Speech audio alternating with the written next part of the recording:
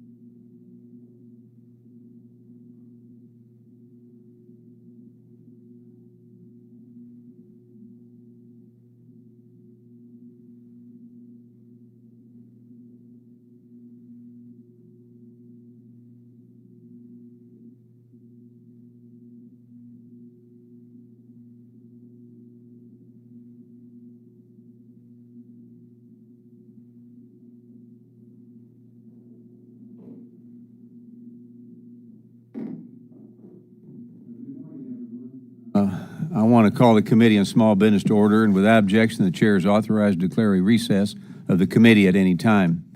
I now recognize myself for my opening statement. Welcome to today's hearing, Budgeting for Growth, and testimony from the Small Business Administration Administrator, Kelly Loeffler. I'm very excited to welcome my friend, Administrator Loeffler, here today from the great state of Georgia to testify before us.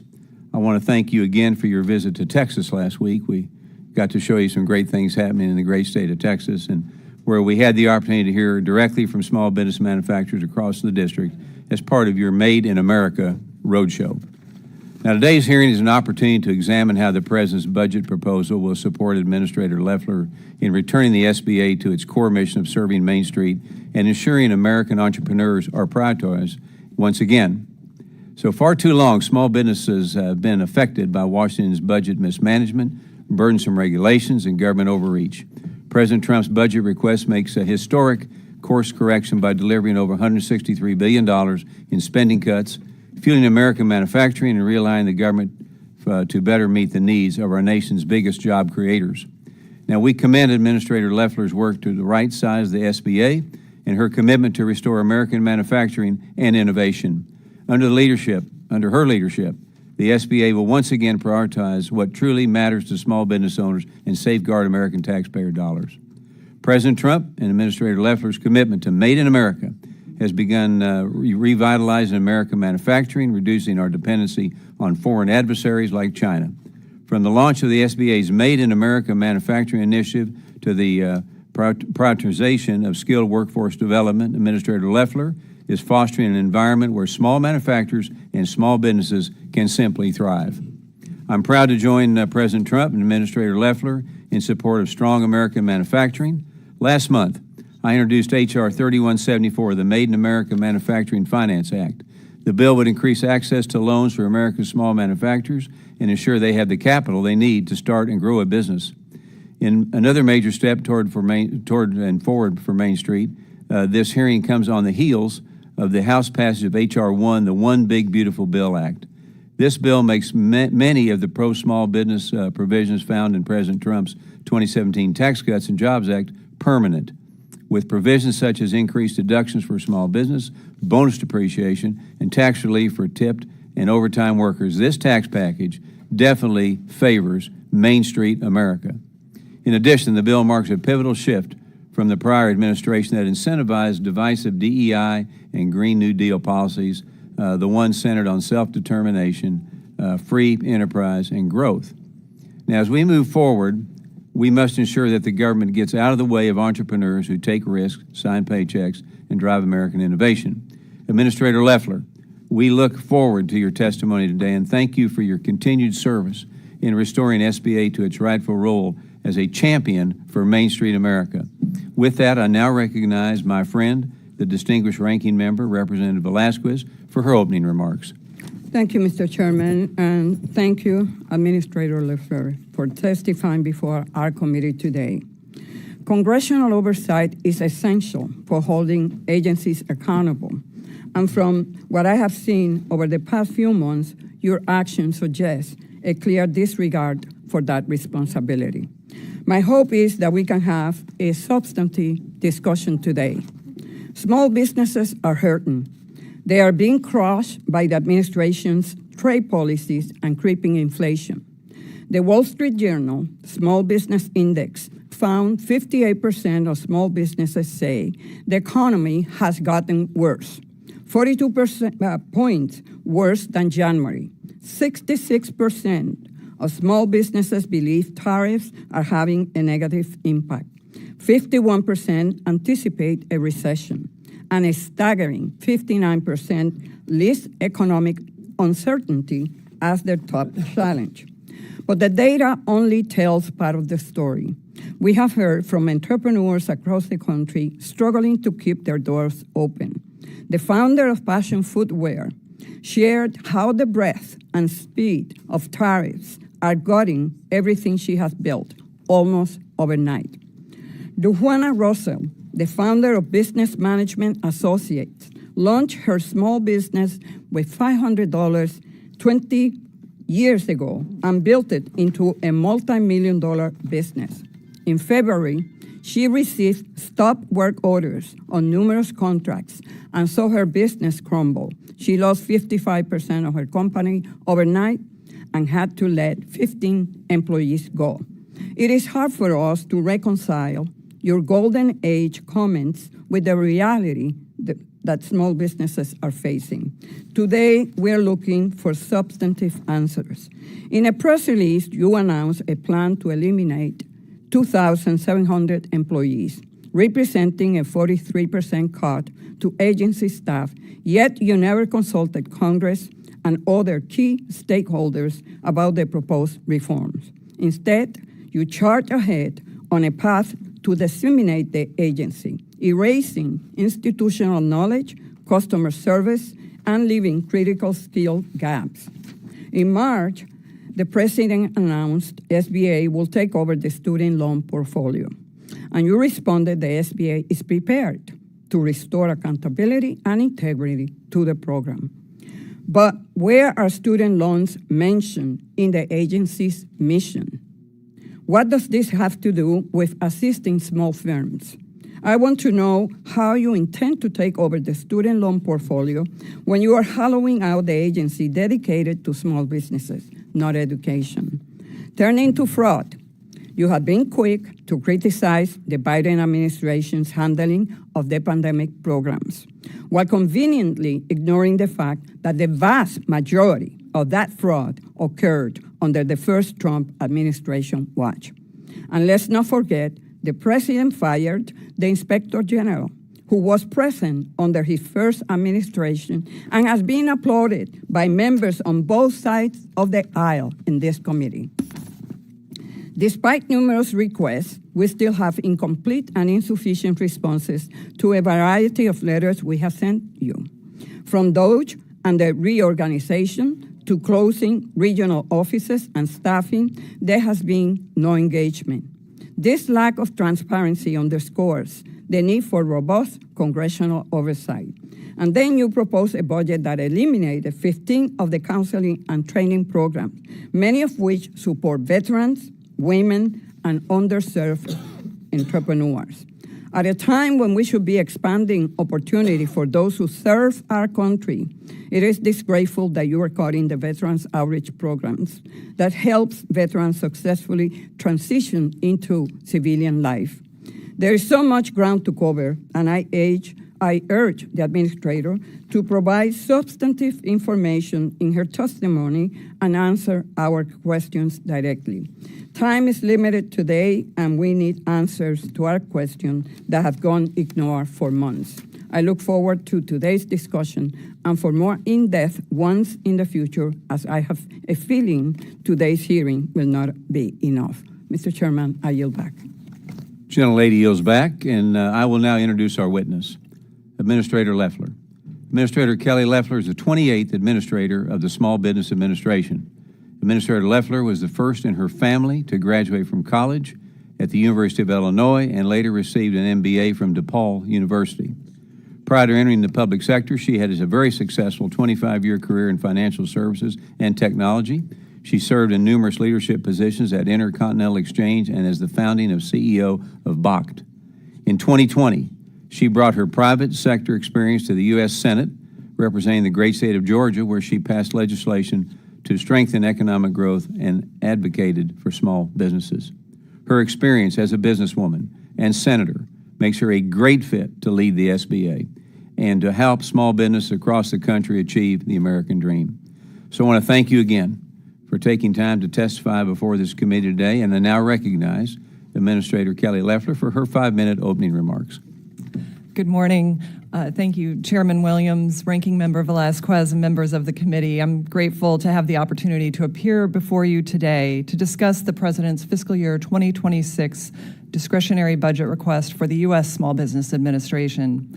This budget reflects our agency's return to its mission with a clear strategy: streamline services, eliminate waste, and ensure every taxpayer dollar delivers measurable results for America's small businesses.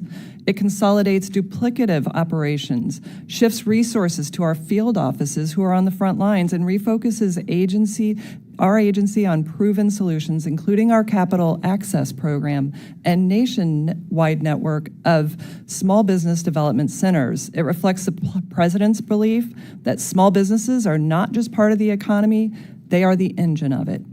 And to build a stronger, more secure, more prosperous America, we must put Main Street and our job creators first. I'm pleased to report that under President Trump's leadership and through the reforms we've implemented at the SBA, this is exactly what's happening. Main Street is making a historic comeback. Since January, President Trump has cut core inflation to its lowest level since 2021. He's secured over $11 trillion in private sector investment. He's delivered 500,000 new jobs while deregulating after the last 4 years of massive bureaucratic expansion of the regulatory state.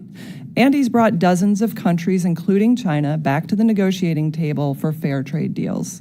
Job creators and workers once again know they have a seat at the table, and they know that this administration has their back. Our economy is spring-loaded for growth, especially on Main Street. And I am pleased to report that the SBA has never been more prepared to help small businesses lead the America First economic comeback. Since January 20th, we've undertaken a sweeping overhaul of the agency to refocus it on its statutory mission of supporting small businesses and fueling economic growth through free enterprise. We're cutting red tape, restoring accountability, and delivering capital to the job creators who empower opportunity, growth, and innovation. When we arrived, the SBA was bloated and dysfunctional, weighed down by work-from-home bureaucracy that promoted a partisan political agenda. The Biden administration presided over unprecedented levels of fraud and 4 straight years of failed audits. Our flagship 7A loan program was mismanaged to the tune of $400 million of negative cash flow in just 1 year. Oversight and accountability had broken down along with any sense of fiscal responsibility to taxpayers. Common sense had left the building along with our workforce. That era is over, and it is a new day at the SBA. I come to this role with 3 decades of private sector experience. Following an extensive review of the financials and operating metrics, I launched a full-scale reorganization to right-size the agency, returning to pre-pandemic staffing levels.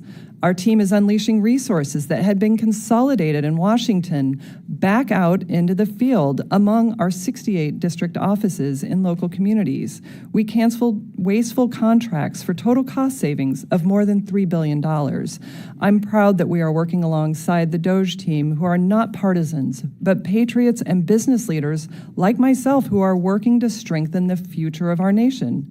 We also took urgent action to restore the financial integrity of our core loan programs by reinstating lender fees and restoring underwriting standards, eliminating the reckless do what you do criteria that put taxpayers on the hook for billions of dollars. And we implemented common sense identity and citizenship verification protocols to ensure that loans only go to eligible businesses, not illegal aliens or fraudsters.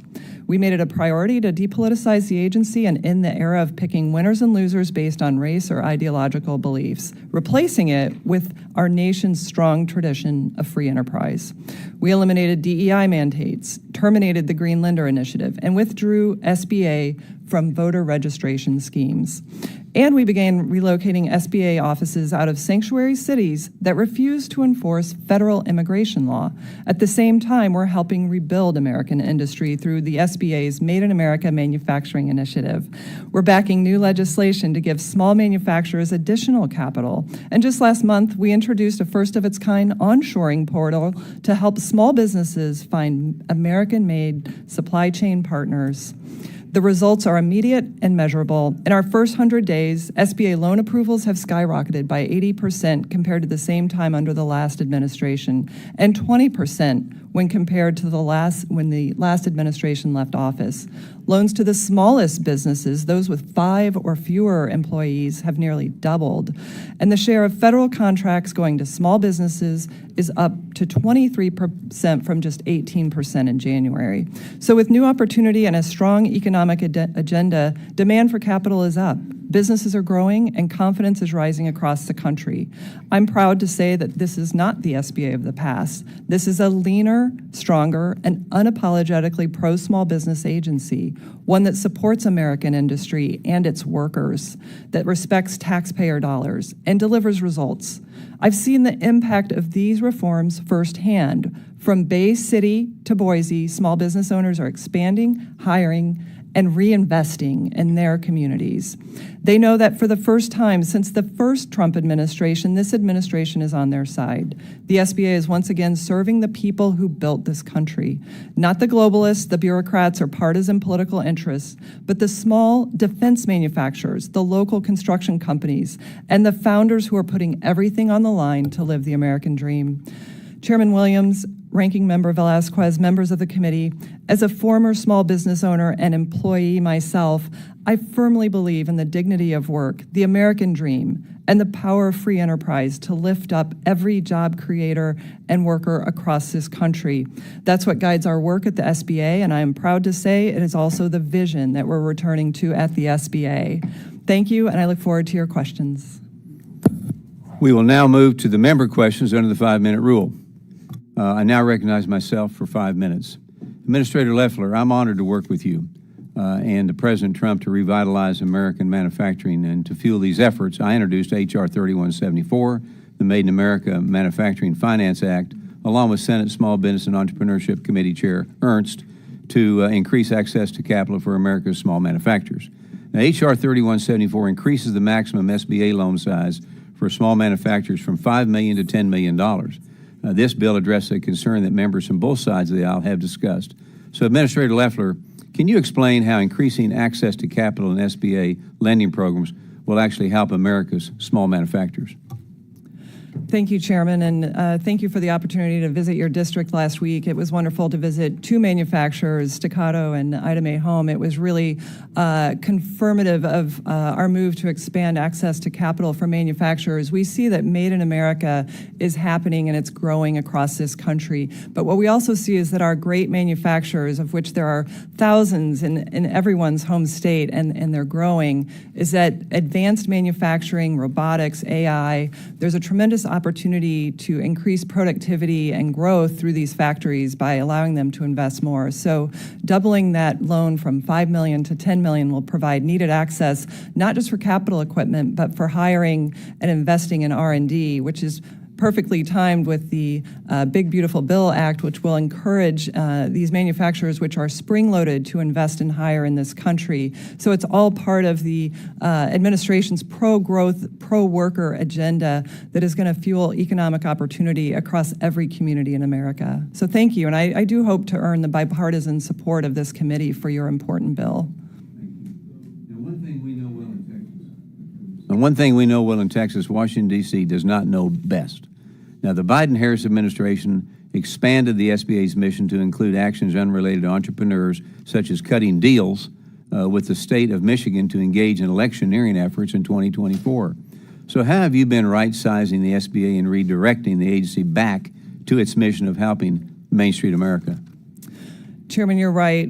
We uncovered the MOU that you referenced with the state of Michigan for electioneering, voter registration, and we've certainly heard from other states where that was attempted. We won't tolerate partisan activity, but we certainly must return to our mission of supporting small businesses on Main Street across this country and not get distracted from that mission of serving small businesses. So we have undertaken an aggressive effort to ensure our loan programs are more available to more entrepreneurs. That's already working. We have seen an 80% increase in our loan growth to 26,000 loans in President Trump's first 100 days. So we're on track for a record year. That's about 2,000 loans to Main Street across America every single week. So we're excited about that refocused mission of this agency. Thank you. Now, you have an inspiring background that makes you incredibly well-positioned to fight for Main Street as the head of the SBA. From businesswoman to senator, you have a unique perspective and knowledge based on what it takes for small businesses to thrive and how important it is to foster an environment that allows small business to do what they do best. That's why it's critical to pass the One Big Beautiful Bill Act and unleash American entrepreneurship. So in the time that I have remaining, can you explain why it is so important to preserve the favorable small business provisions? Chairman, you're right. I was raised in a fourth-generation farm family, now five generations. They also started a small trucking company, great entrepreneurs that never called themselves entrepreneurs, but had all the challenges facing taxation, excessive regulation. And this bill, what it does is return power to small businesses by making sure their taxes stay low. And I was disappointed to see that every Democrat member of this committee voted against small business tax relief. What it does is provide small businesses that certainty that they will have a 23% 199A pass-through deduction. They will have 179 expensing, accelerated depreciation, 100% expensing for Made in America, and it comes with a $1.6 trillion spending cut that reduces the massive inflation and the cost of government in this country. That's what taxpayers voted for under President Trump. This bill is pro-small business, it's pro-worker, and it's pro-growth. So we at the SBA are proud to support it. Thank you very much. I now recognize, I have remaining of my time, I now recognize the ranking member for 5 minutes of questions. Good morning, Administrator Loeffler. Members of this committee have sent you 9 letters requesting information on the major changes at SBA. Our letters went unanswered, questions were ignored, and documents were not provided. We have the right to exercise oversight of the agency. So would you commit to responding fully and promptly to all oversight requests, yes or no? Ranking member, we've responded to every single letter, and we've been very focused on ensuring this agency has great transparency. We've put out numerous announcements. Yeah. We've responded to every letter to make sure that you have, I look forward to working with you. I want to make sure that our small businesses have bipartisan support. So I want you to know that this type of response is unacceptable, that we expect for you to answer our question point by point. That's what real answer. What I'd like to say is that what we're focused on is serving the needs of small business, and what we have done in the last 100 days is make sure that small businesses know that we are there for them for the very first time. This agency was working from home for 4 years. I have too many. 90% of the staff. Reclaiming my time. I have too many questions, and I waited this long to have this opportunity. Ms. Loeffler, how many employees resigned through the deferred resignation program in round 1 and 2? Ranking Member, we have taken a very careful review of the agency to streamline it. The agency doubled under the Biden administration during COVID and never returned to the size I just that it want was to during know the Trump the number. administration. It's a question about how many employees. Yes, ma'am. At this point, we have reduced the agency headcount by 2,700 employees, returning it to the same size that it was during the first Trump administration when small business was booming and we had the best economy in my lifetime. We have heard that the Office of Field Operations saw a 20% cut. Is that correct? No, ma'am. The Office of Field Operations had really been depleted under the Biden administration, consolidated back in Washington, and our small businesses were left without contacts on Main Okay. Street. 90% of the You say staff that was is working no, from home. that the 20% is incorrect. So how many field offices are operating with a reduction of 25% or more employees since January? Ranking Member, what we found was that we had 35 offices across the country that had 0 or 1 employee working in them. What we've done is streamline and right-size the agency to put our mission focus back on small businesses on Main Street to make sure they have a critical mass of resources. Will you provide the committee with those numbers? Of course, we'd be happy to Thank work you. with you and share information. Will you provide the committee with copies of the agency reduction in force and reorganization plans that you submitted to OPM on March 13 and April 14, as well as the monthly reports beginning with May? I think you'll find this is the most transparent administration that I'm not we've ever asking had you in if the it's history. and transparent or not. be Would you happy- submit to us? We'll be happy We to have the share right to know. information with Okay, you as thank you. appropriate. I saw that you praised Elon Musk last week in a tweet.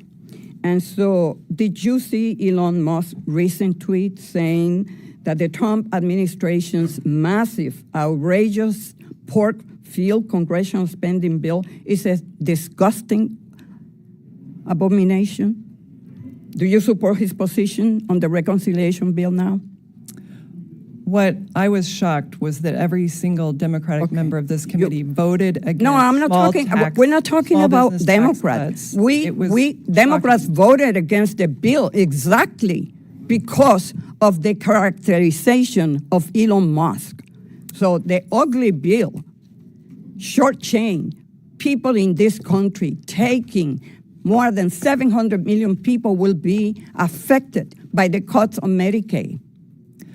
Ranking Member, this is not true. I asked the you bill if you- supports, it's I a asked tax you- cut bill that secures our border Reclaiming my and cuts time. $1.6 trillion. You're talking in about the needless beautiful spending. bill. I'm talking about the ugly bill and the characterization of Elon Musk that was paraded on every meeting in the White House. He was good then. Now that he is sending a warning to the American people that this bill is going to bankrupt our federal government. You don't agree with Ranking that? Member Velasquez, I yield back my time. Lady yields back. I now recognize Ms. Van Dyne from the great state of Texas for 5 minutes. Administrator, thank you so much for being here today, and I really appreciated spending time with you in Texas and all of the small businesses that you visited while you were down there. I think they loved seeing you. It was great that so early in your term that you have gotten all around the country. I applaud you for that because I know it's not easy for you and your family. I love the focus, though. I like the responsiveness.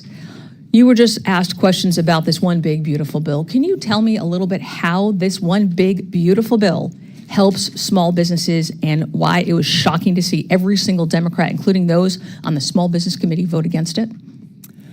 Absolutely. Thank you, Congresswoman. I appreciated the opportunity to be with you in your great district and visit manufacturers that are really making a difference in America, and look forward to continuing to meet with more small businesses across the committee's constituencies.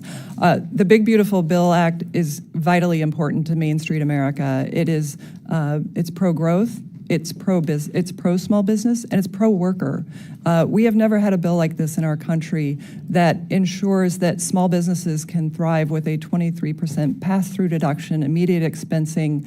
It ensures that we start to cut spending, $1.6 trillion in mandatory spending that drove inflation that small businesses were crushed by under the last administration. It secures the border. Small businesses have been suffering from crime in their communities, needless crime. that went unenforced. So this is really a dream bill, and for small businesses, it prevents a nightmare happening that every Democratic member of this committee voted for, to raise taxes on small businesses, trillions of dollars, by 23%. Small businesses could not make it through a 22% tax increase. And so I'm really grateful for the support of this bill, and look forward to continued reductions in spending and taxes. So I've been working with small businesses for about 20 years now, and I have never heard them say we want to have more regulations, right? We need the government to get out of our way. Over the last 4 years under the Biden administration, we have seen $1.8 trillion in additional new regulations. The only thing that I've heard from my Democrat colleagues is talking about tariffs. Now, you have talked to small businesses across this country. I know you have. Tell me how tariffs are actually helping the small business community. Absolutely. When we've gone across the country, literally from New York to California, to Utah, to Tennessee, to Texas, to New Jersey, Pennsylvania, small businesses are investing and growing, but they say they have three big challenges. Regulation is always one of those three. Workforce is always one of those three, and the threat of rising taxes. And so small businesses are grateful that they now can have the commitment of fair trade, something that they could have never dreamed of under the Biden administration, who was pushing more and more trade imbalance. We had a $1.2 trillion trade imbalance in this country in 1 year. It had grown by 20%. That meant small businesses were being robbed of opportunity while countries around the world erected barriers against our small businesses. I visited one logistics operator in New Jersey that said that he used to have 50-50 import-export. It had gone to 90% import, 10% export, shutting small businesses out of markets around this world. Small businesses can now compete on a level playing field thanks to President Trump's fair trade agenda. Thank you very much.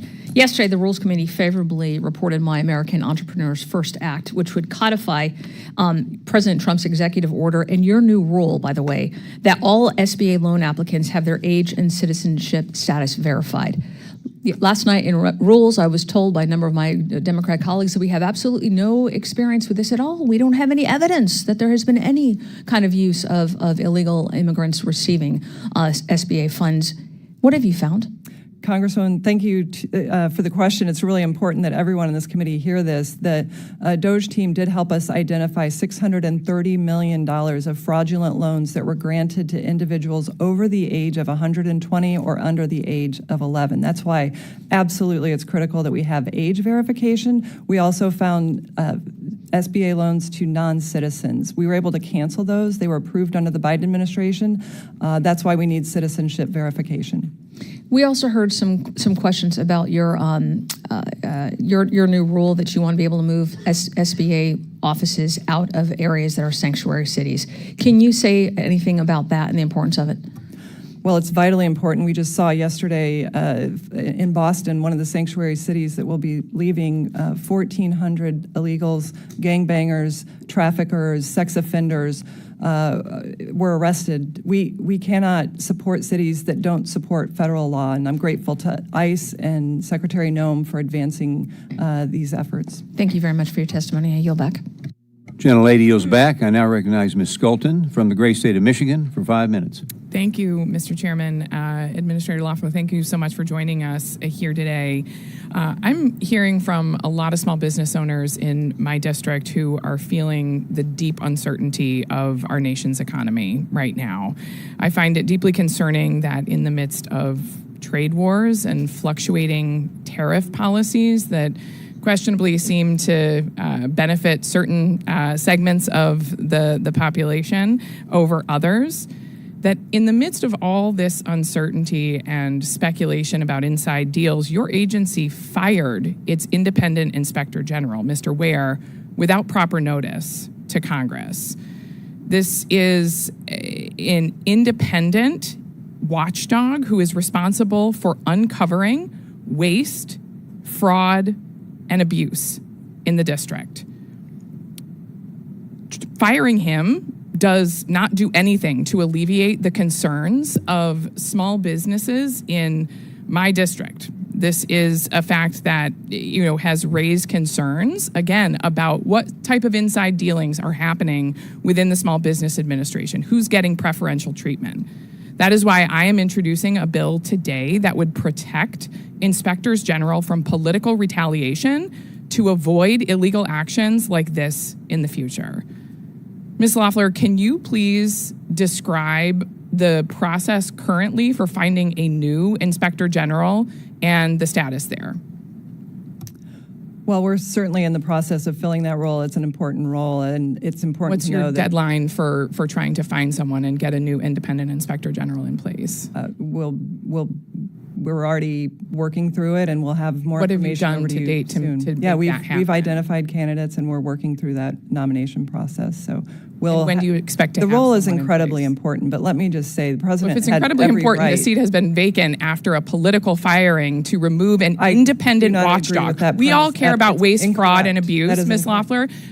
Reclaiming my time. We all care about waste, fraud, and abuse. That's the purpose of an independent watchdog in this agency. And you fired him and left this position vacant. What is your timeline for getting this individual replaced? We will have an individual in the seat as soon as it's confirmed in the Senate. But I can tell you, When do you expect to have a Inspector nominee for the General Senate? overlooked massive fraud over the last 4 years. We want to get to the bottom of fraud. We want to make sure. How are you going to do that without an The independent last watchdog? administration What is your tried to forgive timeline fraud. for getting We are a not new? going to allow Ms. having an Loeffler, Inspector what is your General. timeline for getting a new nomination? We will have one as soon as we can get the position confirmed, and we are working. You need through a it. nominee before you Yeah, can get we'll the be glad to work with confirmation. your office on once we have a clearer timeline.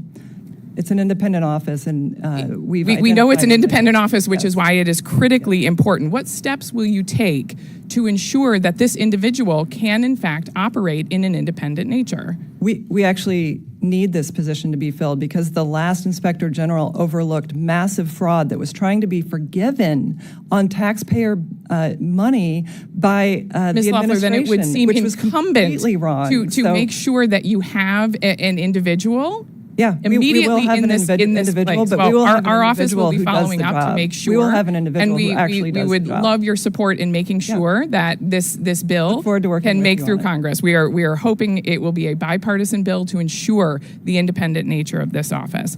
I have one more question. In my district is home to an incredible women's business center called Grow. It has made remarkable investments in our small business community, deploying over 55 loans, totaling over $500,000 in just 1 year. The president's current budget proposal would eliminate women's business centers like Grow, leaving many entrepreneurs, particularly women, without the financial and technical support that they need to grow their businesses. At a time when this administration, in your own remarks, have said that they are going on an attack on, quote, DEI, many women feel incredibly attacked by this administration and unable to support their businesses. I convened a women business owners roundtable in my district, and that was one of the number one concerns that women said that they had right now with the attacks from this administration. What steps will the SBA take to ensure that these small businesses are made aware of any changes and to protect these critical services? Congressman, the top concerns I hear from the business owners I meet across the country are ensuring that taxes stay low. You just voted to increase their taxes. Our efforts at the SBA are streamlining our services to ensure that there's not confusion. If you're let's say you're a woman To be clear, veteran, let's put a pass-through on there that actually supports and prioritizes small businesses, and I think we'd get unanimous bipartisan support from this committee. But we know overwhelmingly the benefits went to the large corporations, not the small businesses. Thank you. I yield back not the true. time. Gentlelady yields back, and let me take a moment of personal preference. The administrator's last name is pronounced Loeffler. So I now recognize Mr. Elsie from the great state of Texas for 5 minutes. Thank you, Mr. Chairman. Thank you, Administrator. Before we start our talk, I'd just like to point out that I think it's ironic that it's critically important now to have an Inspector General in place when we watch the SBA and the previous administration waste billions and billions of dollars that I didn't hear the other side arguing that it's critically important that that Inspector General get to work and find that money. It's gone. We're never getting it back. So let's take a little step back and not be too hasty to say it's critically important now. It's always been critically important, but it wasn't critically important a year ago. Thank you for being here, Administrator Loeffler. Thank you for coming to the state of Texas to see a small business in our neck of the woods in North Texas. You could be doing a whole lot of other things, but instead you're going out throughout the country to visit small businesses that are benefiting from your agency. If you've cut 2,700 people and you've increased the loans approval rate 80%, I think that's exactly what the American people elected this administration and Donald Trump appointed you to do for small businesses in this country. You come from a small town of 600, raised on a soybean farm. You had to mortgage some of your own land to go to business school. So you grew up along with 3 members of my staff, one of whom, JR over here, is from Marion. My deputy chief is from another small town around there.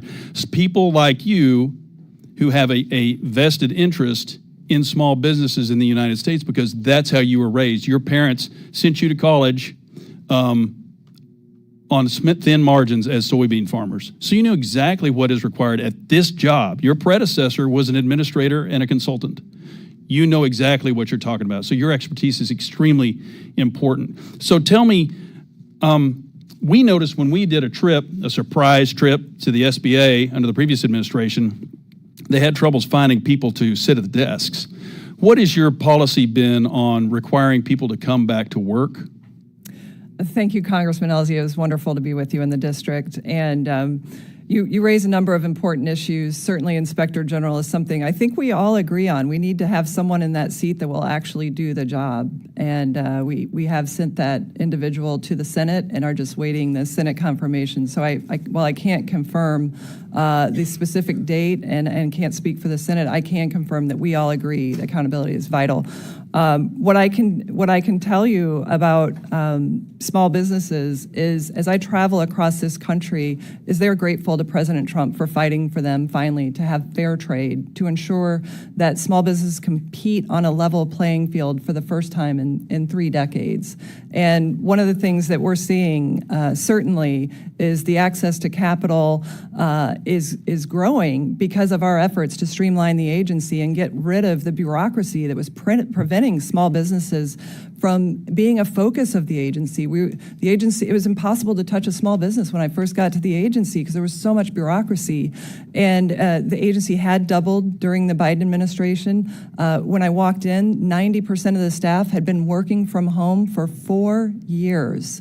And I filmed that. I put a video out. It had 30 million views. We now have most of the staff back in office.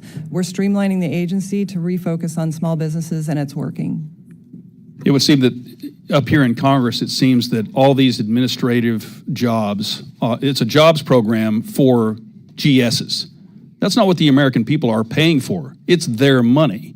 And so therefore, people going back to work at the SBA to provide small loans for small businesses of with 5 or fewer employees is exactly what you're supposed to be doing. So is there a correlation between telling people you're fired if you're not working and the increase and the uptick in going back to work, but also the increase in loans approved? Well, certainly there are mission-minded individuals at the SBA, and I'm grateful for the good individuals at this agency, and I'm thrilled that we've put 30% of our staffing back out in the field. You're right, it had consolidated up in Washington under bureaucracy and administrative rules and rules that really wrecked the loan program. So we've right-sized the agency and reshuffled the loan program back to what it was under the Trump administration when it worked and wasn't going in default and costing taxpayers billions of dollars. I'd finally like to thank you with the time remaining to say thank you for being a very successful business person, pulling yourself up by your bootstraps, and you can do anything you want with your life right now. You're giving back to the American people by taking on this very, very difficult job, and furthermore, you're leaving Washington to go out and visit these businesses that are going to be getting the benefits of what you're doing. So thank you very much. I yield back, Mr. Chairman. Gentleman yields back. I now recognize Ms. McIver from the great state of New Jersey for 5 minutes. Thank you, Chairman and Ranking Member, for convening this hearing today, and thank you to the Administrator for being here with us finally. We've been waiting for months for you to get here. I do agree, it is a new day at the SBA, a new depressing day. Since this administration began, we have heard almost nonstop concerns from small business owners fighting for their businesses' survivals. All while the SBA cut staff, plans to take on more than $1 trillion student loan portfolio, and removes critical needed resources from communities across the country.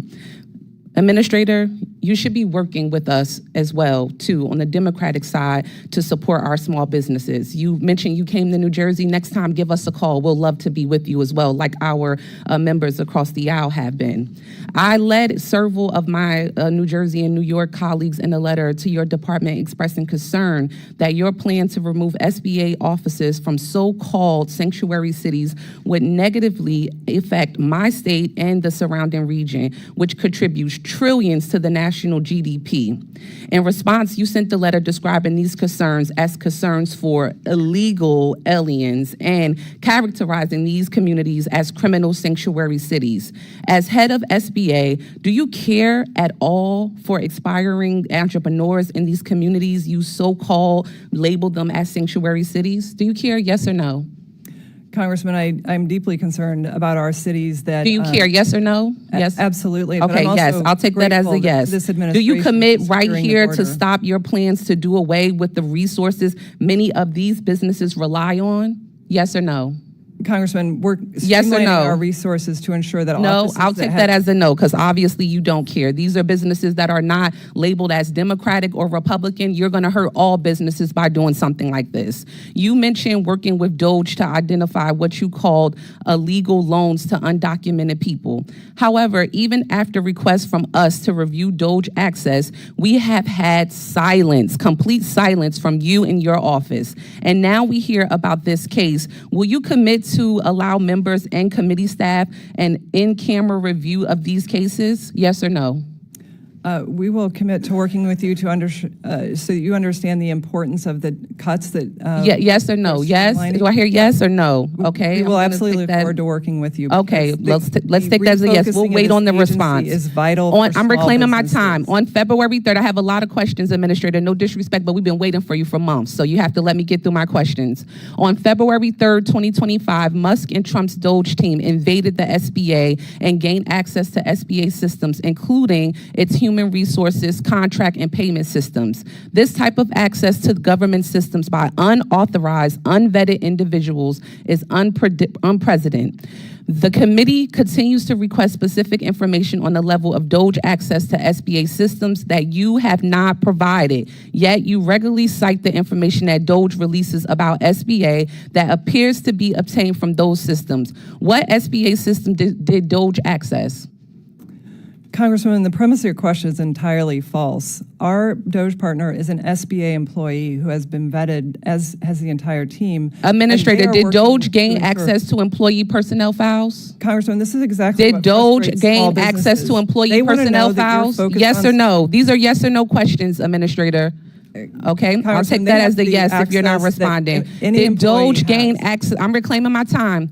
Did DOGE gain access to the personnel identifiable information of small businesses? Congressman, we Yes have, or no? We have It's yes or followed no, every law, and we will Administrator. continue to follow the law as SBA employees. Okay, I'm going But to we take just that as saw you a not answering. USDA I'm reclaiming my employee time. I'm arrested. reclaiming my time. What information was obtained and what is it being used for?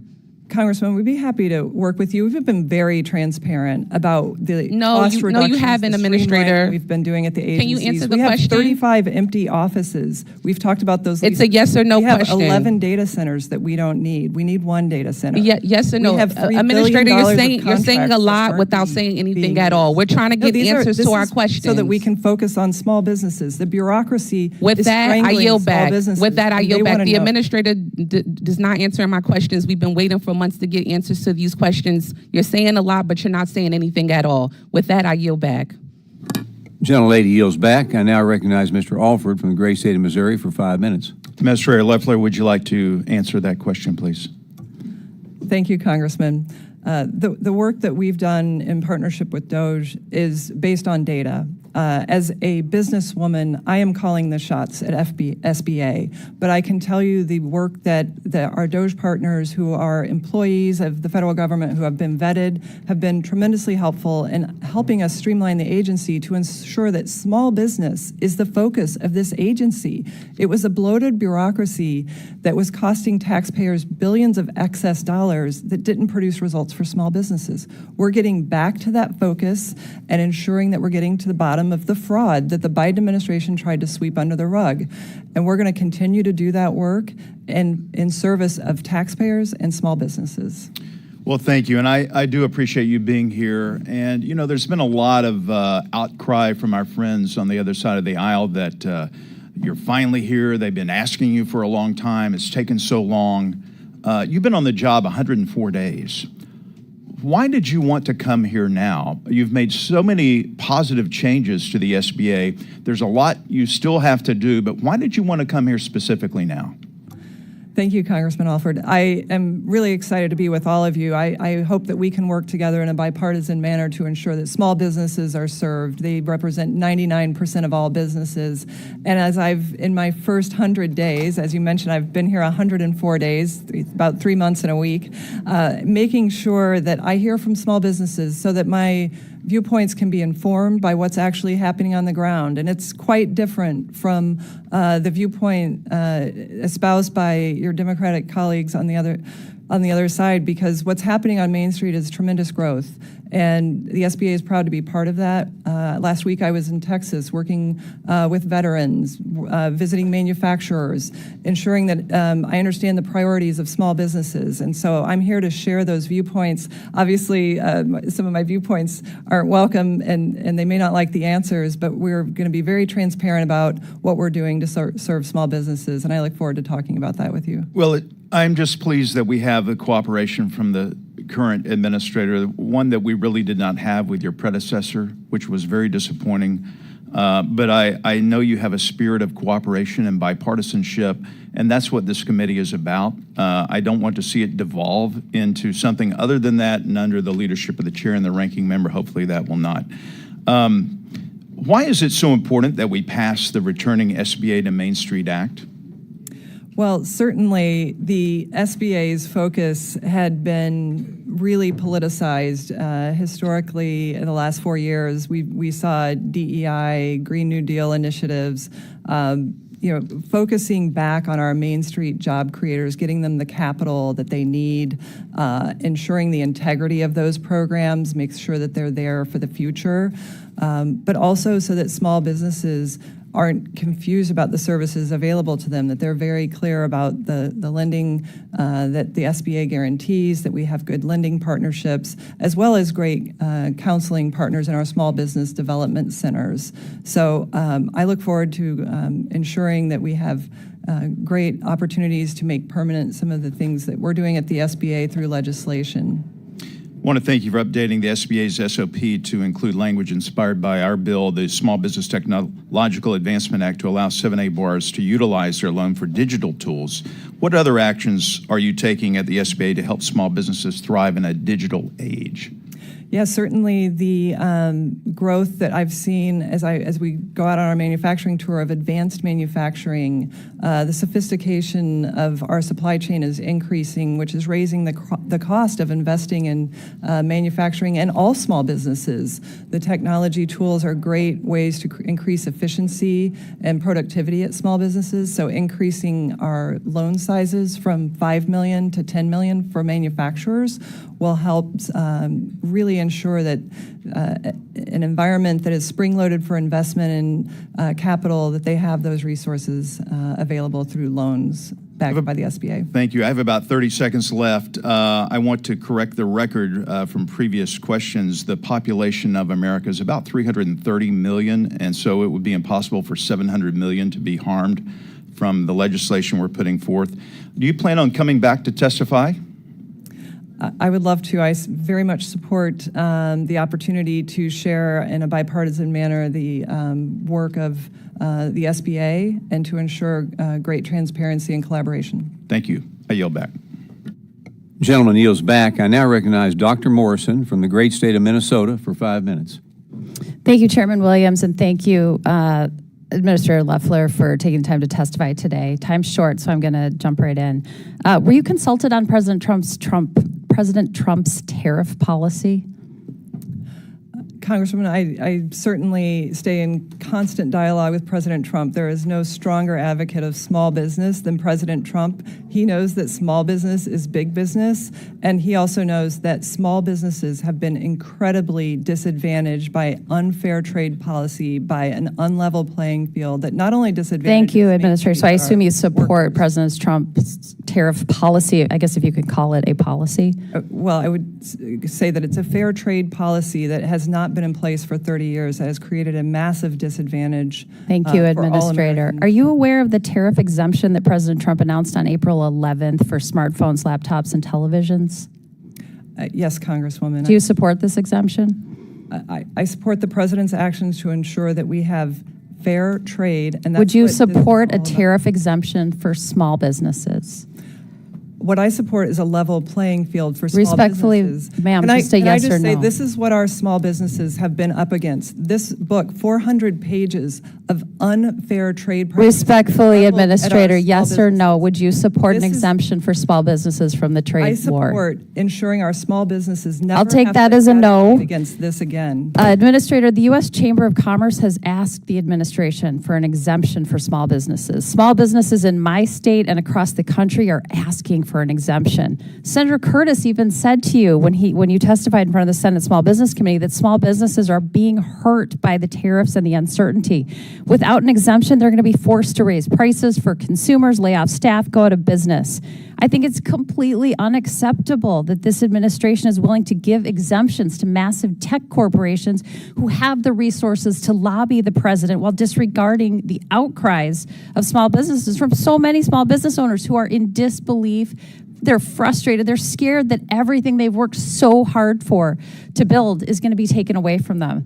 I urge you to do everything you can to advocate for a tariff exemption for our small businesses as the Small Business Administrator, our nation's leading advocate for small businesses.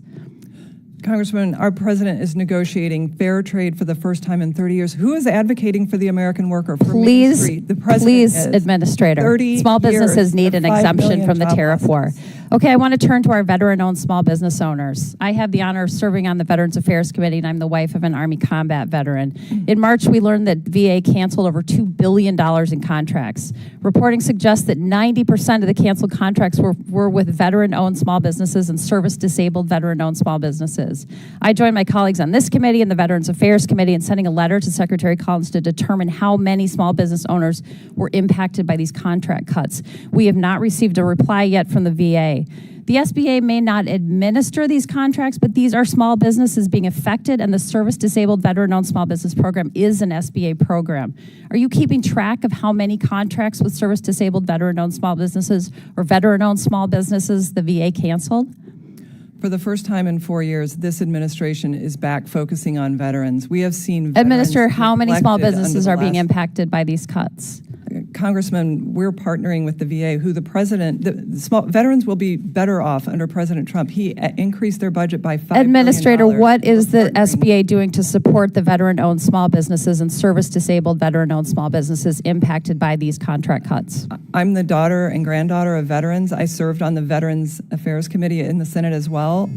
We are making sure that our veterans are— Ma'am, respectfully, will you commit to working with Secretary Collins to get us this information, Absolutely. please? I just entered Thank into you. an MOU with Secretary Collins to ensure that there is that partnership, and I look forward to delivering real Thank you. results. And was at Joint Base San Antonio last week with veterans. Wonderful. and One active final duty. question. You say you're focusing on field operations to improve delivery and support to small businesses, especially in rural areas, but you cut the district office workforce by more than 20%. So how do you reconcile the cuts with more support and access to reliable and timely customer service? Well, I reject the idea that we've cut the field. We've returned people to the field, 90% of who were working from home and not even in the field. So we're strengthening our field organization. We're streamlining it to ensure that they're focused on small businesses. And have you appointed anyone to head up the Office of Rural Affairs yet? Yes, Congresswoman, we have. Wonderful. Looking forward to hearing more about that. There's been a characterization of the way the minority voted on the ridiculously named One Big Beautiful Bill Act. And I just would like to point out that the majority actually voted to take health care away from kids and moms, voted to explode the national debt, and voted to pay for tax cuts for the wealthiest among us. Thank you for being here today, Administrator Loeffler, and I yield the remainder of my time. Gentlelady yields back. I now recognize Mr. LaLota from the great state of New York for 5 minutes. Thank you, Chairman. Administrator, good to see you. How are you? Administrator, before you were the head of the SBA, you earned an MBA, you were a CFA chart holder, you founded a fintech company, and you served in the U.S. Senate. Is that right? That's correct. And you've been the head of the SBA for about 4 months now? 3 months and a week. I think somebody said 107 days. That's pretty neat. That's right. And you've been pretty busy. You've been touring the country, supporting America's small businesses on your Made in America roadshow. That's right, Congressman. We got to see you out in New York, which was wonderful to see all the manufacturing happening on Long Island. And isn't it true that of all the places you visited, Long Island was the best place you visited? It's certainly memorable. It's important. I object. I hate to put you on the spot, but when you were on Long Island, do you remember the technology company Orbic that we met? I do, Congressman.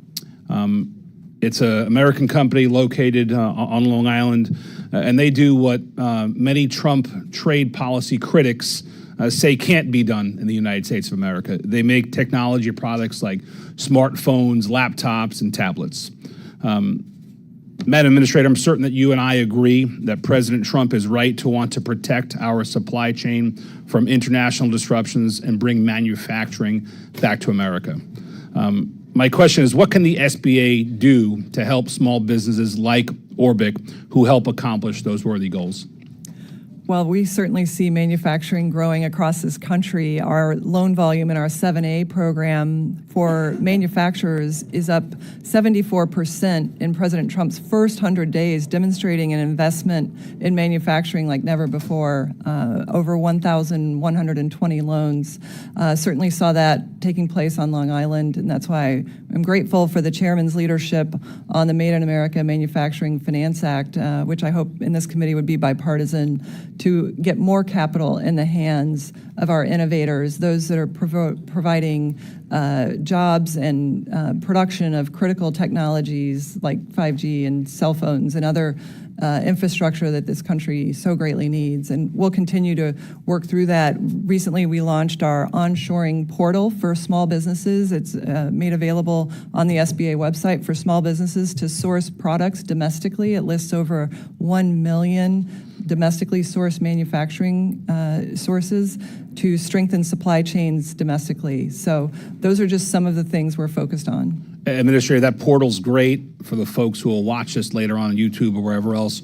Where can they access that portal? It can be found on our homepage at sba.gov, and you click into the portal and you can choose from 3 private sector databases that list all kinds of products, produce, even production materials, and sourcing domestically is the focus of that portal. And when you Google make onshore great again, it gets you to your website. Is there any fee charge or is there a sign-up barrier to access that portal? There's no cost. It's made available through the SBA's resources. Love it. I was on it this morning. I think that many of my constituents and small business owners will gain from that. Shifting gears, you were caught off several times when responding to the ranking member and others' questioning. I wanted to give you some time to reply. First, on the number of staff at the SBA. My friends from the other side of the aisle are criticizing you for bringing that number of SBA employees to 2,700. Madam Administrator, why is 2,700 the right number? Well, our reductions total 2,700. The total staff would be 3,800 post reductions, and certainly that excludes our disaster operations, which scale up and down, and certainly have been incredibly responsive, already putting out more disaster loans, $3.4 billion in disaster loans operating across 1,300 counties in this country right now, 25 disasters. So we're scaling that very well. But bigger is not more efficient. And what we're finding is that as we reduce bureaucracy, we get more focused on small business, and the results are in the loan numbers that you see. We're more productive. Small businesses are telling me in the field that they see that we are back after a long hiatus, and we're going to be able to innovate and become even more productive for small businesses at that level. Great. I appreciate that. Bringing us back to a pre-pandemic number, I think, is right for America. Of wage growth, GDP growth, inflation rates, number of valid loans made, and number of SBA employees. Of those five, which is the least valuable metric to analyze the SBA's performance? Number of SBA employees. Thank you. I yield back. Thank you very much. I now recognize Mr. Tran from California for 5 minutes. Thank you, Chairwoman. Madam Administrator, good morning. Welcome. Thank you for being here. The ranking member, Velasquez, and I sent you a letter in February and May requesting information regarding terminated or frozen funding for federal grants and contracts at the Small Business Administration. After months of repeated requests, I'm glad you finally got around to responding yesterday, even though it was due months ago. Unfortunately, your letter still failed to provide specific details or a comprehensive list of all SBA programs, services, grants, contracts, and other funds that has been frozen or terminated. To add insult to injury, your fiscal year 2026 budget also proposes to eliminate funding for 15 of the entrepreneurial development programs, which provide vital counseling and training to small businesses in my district. Your cuts will shutter the Orange County Women's Business Center in Fullerton, which my constituents rely on to grow their careers and our economy. My constituents are hurting because 6 months into the Trump administration, the SBA and you have delayed and canceled congressionally mandated spending under your leadership. So I wanted to ask you today, how many SBA programs, services, grants, contracts, and other types of funding have been canceled, frozen, or delayed?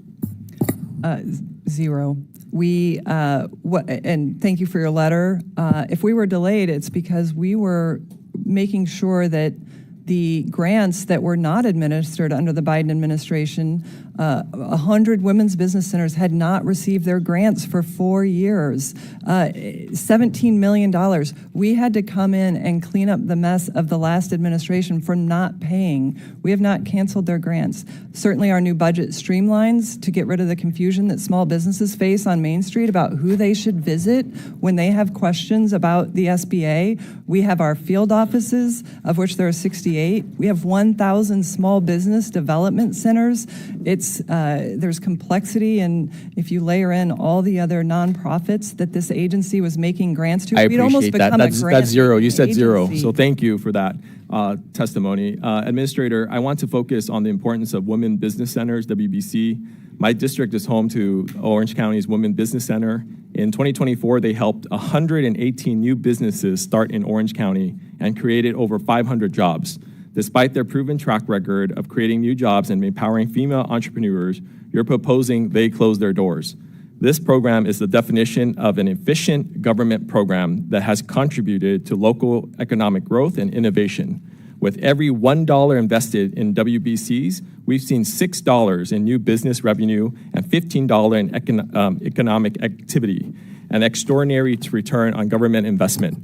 Under your plan, you're proposing a one-size-fits-all approach to small business counseling. Administrator, why are you canceling funding for a program that has bipartisan support and drives job creation? Congressman, certainly there are many great nonprofits across this country and providing services. This agency is ensuring we get back to our mission of focusing on small business capital access and delivering service through our 1,000 small business development centers across the country who partner with our Veterans Business Outreach Centers. In fact, this week we have 35 efforts ongoing for small businesses to learn boots to business, job and skills training to become entrepreneurs and ensure that we partner together with our small business development centers. Speaking of veterans, small business owners, veterans often possess unique qualities such as leadership, discipline, time management, logistic, and strategic thinking, which are highly transferable to business. Despite this, they were often underrepresented in business and faced challenges to transitioning to entrepreneurship. This is why Congress created the Veterans Business Outreach Centers and the Veterans Entrepreneurship and Small Business Development Act of 1999 and codified the Boots to Business program in the National Defense Authorization Act last year. How do you intend to ensure that veteran-specific needs are met through general purpose programming like the SBDC program? Well, obviously, Congressman, we're going to continue to support the Veterans Business Outreach Centers. I was just at Joint Base San Antonio last week working with the Transition Assistance Program. I mentioned we have 36 Boots to Business seminars going on this week. I just signed an MOU with the Veterans Administration. Thank you, Secretary Administrator. Collins, And let to me just ensure that clarify small something. business- You mentioned earlier that you named someone to lead the Office of Rural Affairs. Who's that person? Richard Kingen. And when did you make this appointment? I believe it was in February. And was this posted on the website, or where's the website I can find this information? I'm not sure, Congressman, but he's been very active, and as a daughter of a farming family, it's incredibly important. Rural communities have been overlooked the last 4 years. We have to get back to strengthening our rural main streets, and certainly our manufacturing initiative will help do that as well. Thank you, Madam Administrator. Madam Chairwoman, I yield back. Thank you. I now recognize Mr. Finstadt from Minnesota for 5 minutes. Thank you, Madam Chair. I'd also like to thank Chairman Williams for holding this hearing today, and like to say welcome to Administrator Loeffler. As I was looking over your resume and getting to know you better, there's no doubt about it, you're very accomplished and you have a lot to be proud of. But the thing to me that stands out the most and makes you the most qualified is you're a soybean farmer. And I'm a farmer myself, and the value of hard work, the value of understanding the environment, the family nature of the business of farming, I think is just a great foundation, and I'm happy to hear you have that. You've been on the job 104 days. A couple of observations that I have that I've been very impressed with. The main one would be this, is that I really do feel like you're using in the right proportions of what God gave you. Your 2 ears versus your 1 mouth. And your willingness to travel around the country, to get your hands dirty, to roll up your sleeves, to not sit in the marble towers in Washington and listen to bureaucrats and policymakers, but actually listen to the people that you're called to serve, the small businesses of this country, hearing right from them the issues that they're facing is probably the most important thing that you could be doing for small businesses right now. So I want to thank you for that. With that, with your resume that I highlighted, there was only one blurb on your resume, and that was the United States Senate, but we'll let that one fly. You come into the administration 104 days ago, and with your 3 decades working in the private sector, you're certainly aware of the speed of business, the speed of the private sector, and how business community moves. What was the status of the SBA bureaucracy and just the internal workings when you walked in, and what have you taken pride in regards to trying to restructure and reshape? Absolutely. Thank you, Congressman, and thank you for recognizing my farming background. It's probably the thing I'm most proud of, and appreciate yours as well. Certainly a lot of what I learned about business, I learned on that farm, which is accountability and the need for a voice on Main Street. I know what it feels like to feel like you don't have a voice, and that was my commitment in coming to Washington. And President Trump, I believe, chose me because he knows that small business is big business, and under his leadership, small business is going to thrive like never before. Certainly, I would say coming into the SBA, we had a commitment to run this like a business. What I found when I walked in on day one, 90% of the seats were empty after 4 years of working from home. That is not serving small businesses. Small businesses served us throughout the pandemic. They served us after the pandemic, not working from home. They show up every single day.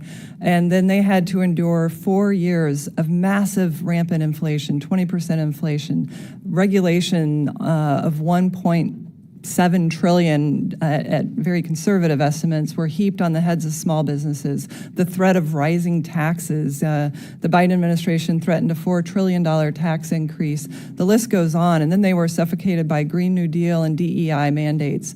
We got into the agency, rolled all that back, made people come back to work, put our staff out into the field to work with small businesses, and then got to work fighting for the One Big Beautiful Bill Act to make sure that small businesses don't face a massive tax increase, and to ensure that something like this never happens to small business again, that they don't have, that they know that someone has their back on Main Street, and that we will have fair trade, that small business products will be welcomed around the world once again. So it's a great honor. It's very humbling to serve our nation's 34 million businesses and job creators, and we're just getting started. Appreciate that. I have a bill called the Prove It Act, and one of the highlights that I like to talk about with that is, it's not just the dollars, it's the 350 million hours of paperwork and man hours that go into complying with the different layers of regulations. And, as a small business owner, you don't have a stable of lawyers or regulatory affairs people, you're the janitor, the HR, the CFO, and the CEO all before lunch. And so would love to work with you as we move that through Congress. Just in closing, you talked a little bit about rural America, and I have a bill up this week, the Save SBA from Sanctuary Cities Act. So in Minnesota, we have an SBA center in Minneapolis. Minneapolis has chose to be a sanctuary city. We have seen an uptick in crime, and quite frankly, folks from southern Minnesota that I represent aren't too inclined to drive to Minneapolis to go to the SBA office. Just a quick thought on if you're supportive of this and if you're willing to implement it if we pass it. Yeah, we're very supportive. As you know, we've decided to move all of our regional offices out of sanctuary cities that refuse to cooperate with federal law and ICE, and I'm grateful to have the opportunity to codify that. So thank you for your leadership on that. Appreciate it. Thank you, and I yield back. I now recognize Mr. Olszewski from Maryland for 5 minutes. Thank you, Madam Chair, Ranking Member Velasquez, and Administrator Loeffler for joining us today. We've heard a lot from you and my colleagues today about both DOGE and as Elon Musk describes it, the disgusting abomination bill. So I'll focus my questions on those two topics today. I'll start with your prior service in the Senate. Administrator, you acknowledge that individual provisions like the no tax on tip can be acted on independently, as the Senate did through unanimous consent, right? It's a yes or no, right?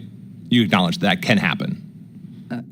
Congressman, and if you can't say yes or no, we'll say I don't know, and that's fine too. I'll leave it to the Senate. Yeah. So you can, because they did. So I know it might have been a little while, but so I just want to be clear. I didn't vote against the disgusting abomination bill because of taxation on businesses. I and my colleagues would have supported that, as the Senate did on an independent provision. I voted against that bill because it guts health care for millions of Americans. I voted against that bill because it takes away food supports for veterans and hungry kids and seniors, and it hurts the farmers in my district. I voted against that bill because it raises our country's deficit by trillions of dollars. I voted against that bill because it now says a child who is 7 is no longer a dependent child, Administrator. I voted against that bill because it weakens our courts. I voted against that bill because it is a reverse Robin Hood nightmare for our country. So there are provisions in this bill that on their own, me and my colleagues would be happy to support. So I have to ask you, and again, you can say yes or no, or I don't know, pass, but those are your options. Do you support the provisions that reduce Medicaid? I support the provisions that reduce Medicaid, waste, fraud, and abuse. Do you support the provisions that remove food supports? People who deserve to have Medicaid. Do you support provisions that remove food supports? I support removing people who are gaming the system. Here's an easy one. Do you support the provision that makes a 7-year-old child no longer considered dependent? I support provisions that ensure that it is there for the people that need it, and the people that are gaming the system. I don't think a single mother who has a 7-year-old child is now being forced to work, gaming the system, reclaiming my time. Do you support the provision that weakens the courts? I support this bill because it reduces taxes, it cuts spending, and it ensures that waste, and we can do all those things respectfully, Administrator, programs without doing all of these things that harm Americans in deeply painful ways. Turning now to DOGE, Madam Chair, I'd like to enter into the record an article from Fox News that highlights the efforts that I led as Baltimore County Executive to lead $700 million of efficiency in local government. Without objection. Thank you. So just a few questions about DOGE, since we're talking about how great it is, and I've proven it's possible without firing people and without harming programs. What kind of vetting have you done with DOGE employees? What does that look like? The Doge team are employees of various federal agencies like the SBA. They had the same vetting that any government employee would have. But I'd like to point out that there are employees of the federal government just recently who were arrested for food stamps fraud to the tune of $66 million. Interesting you say that, though, Administrator, because Doge staff have actually been reported to not be subject to the same vetting and security clearance procedures as other federal employees. It's been reported that Doge staff has circumvented chains of custody in their work. Do you know if the Doge members working at the SBA have small business expertise? I know that our Doge partner does, and he is an employee of the I would SBA. love to see the resume of those individuals. And then where do the Doge numbers come from? What loan programs and SBA systems contain the information that you're sharing in your press release? Do you know that information? Our Doge partners are authorized to access the systems that government employees are authorized to access. And what systems are they? From which systems are we pulling this information? Well, Congressman, we have 48 systems at the SBA. That's what they're helping us streamline to ensure that there's a single point of contact. Small businesses are not being served by having a massive number of technology systems that cost tens of millions of dollars a year to maintain. And so what they're doing is helping us serve small businesses better. I don't think any small businesses object to having better service, to having streamlined efficiency at this agency, which hasn't touched. And nor do I, 40 Administrator, years. but small businesses do object to reckless tariffs and having their employees kicked off health coverage and having hungry kids not have food in their mouths. And so I welcome you to the conversation. We support the provisions that will help our small businesses. And with that, Madam Chair, I yield back. I now recognize Ms. King-Hines from the Northern Mariana Islands for 5 minutes. Thank you, Madam Chair, and thank you, Administrator Loeffler, for being with us here today. So a couple of weeks ago, we had actually quite a few people who made the 8,000-mile trek from the Northern Marianas, the district that I represent, to come and make a door knock here to various members of the House, seeking for relief because our economy is tourism dependent, and we have not recovered from the typhoon that hit us back in 2018, and then COVID. And then in 2022, there was a Part 213 order issued during the Biden administration, which just basically began the Hold collapse. on a second. We need to get the clock working. Thank you. Which began the collapse of our tourism industry. And so I just got back a few days ago from the district, and one of the things that folks are asking for is relief. And so I'm really happy to be able to have this conversation with you today. First, I would like to invite you to come out and visit the Northern Mariana Islands. The Small Business Committee is planning a CODEL, and I invite and encourage all the members to come out to see the conditions on the ground on America's westernmost border and closest border to Asia. So in 2018, the biggest typhoon to ever hit one of America's jurisdiction hit the Marianas, called Typhoon U2. And because of the drastic decline in our tourism industry, folks just don't have customers coming and walking through the doors. And there were quite a few folks who took out SBA disaster loans who are asking for some sort of a temporary relief until such time that we figure out how to get our economy back going. So a letter will be forthcoming to your office seeking opportunities of how we can work to provide relief to those folks until we figure out our way out of this hole. That's one. Two, one growing industry in the CNMI is the expanding footprint of the military activities that are happening on the island of Tinian. And what we're seeing is that our local businesses are now competing with folks who are coming from other jurisdictions bidding on these military contracts. And so one of the asks, and I'm looking for an opportunity here, is to, I guess, you can do it through updating your regulatory guidance with regards to the 8A SBA program to specifically identify Chamorros and NMDs so that they would have a better chance and a better shot in terms of competing for these programs. Other than that, I really don't have any questions. One of the things that I would like to commend you and the Trump administration is your work on removing regulatory burdens that have been impacting these small businesses. almost all businesses in the CNMI are small businesses, and so it's a welcome relief. So thank you for your hard work, and I look forward to working with you. And please be expecting a letter outlining some of these asks. Thank you, Congressman. Thank you. I now recognize Ms. Simon from California for 5 minutes. Thank you, Administrator, for being here today. As my colleagues have touched on, the administration is proposing deep cuts to SBA's entrepreneurial development programs, and the salaries and expenses that directly support our SBA federal workforce are under fire.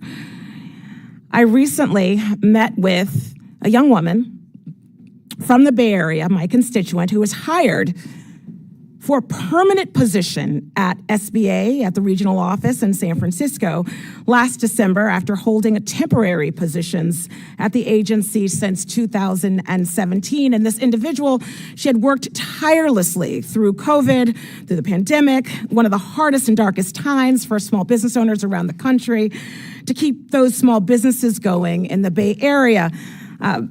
She dedicated thousands of hours in the field, door to door, working with business owners literally night and day prior to being wrongfully terminated by DOJ.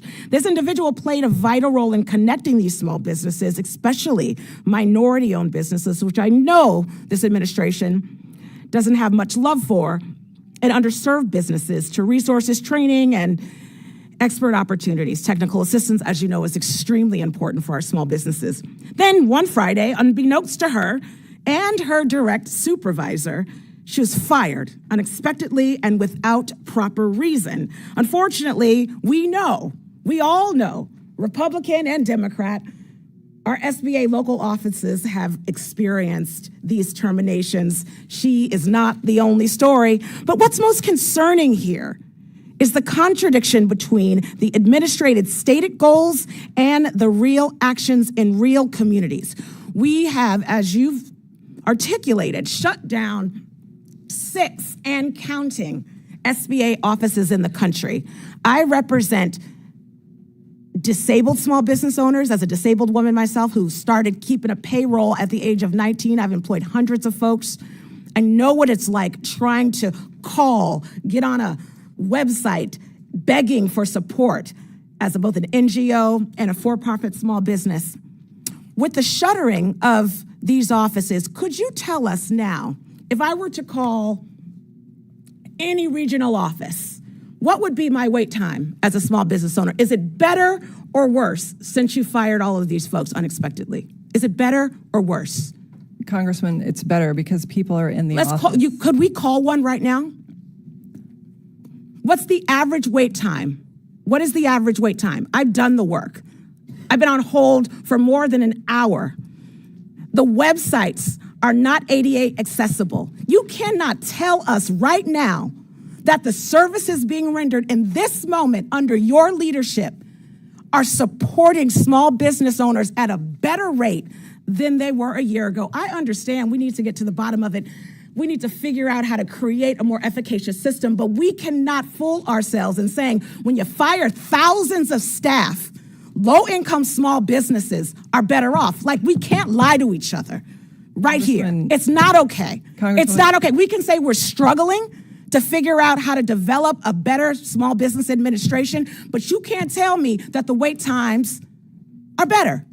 You can't tell me that if I go to the website as a disabled, legally blind woman, that I could get the information that I need. Try your website today.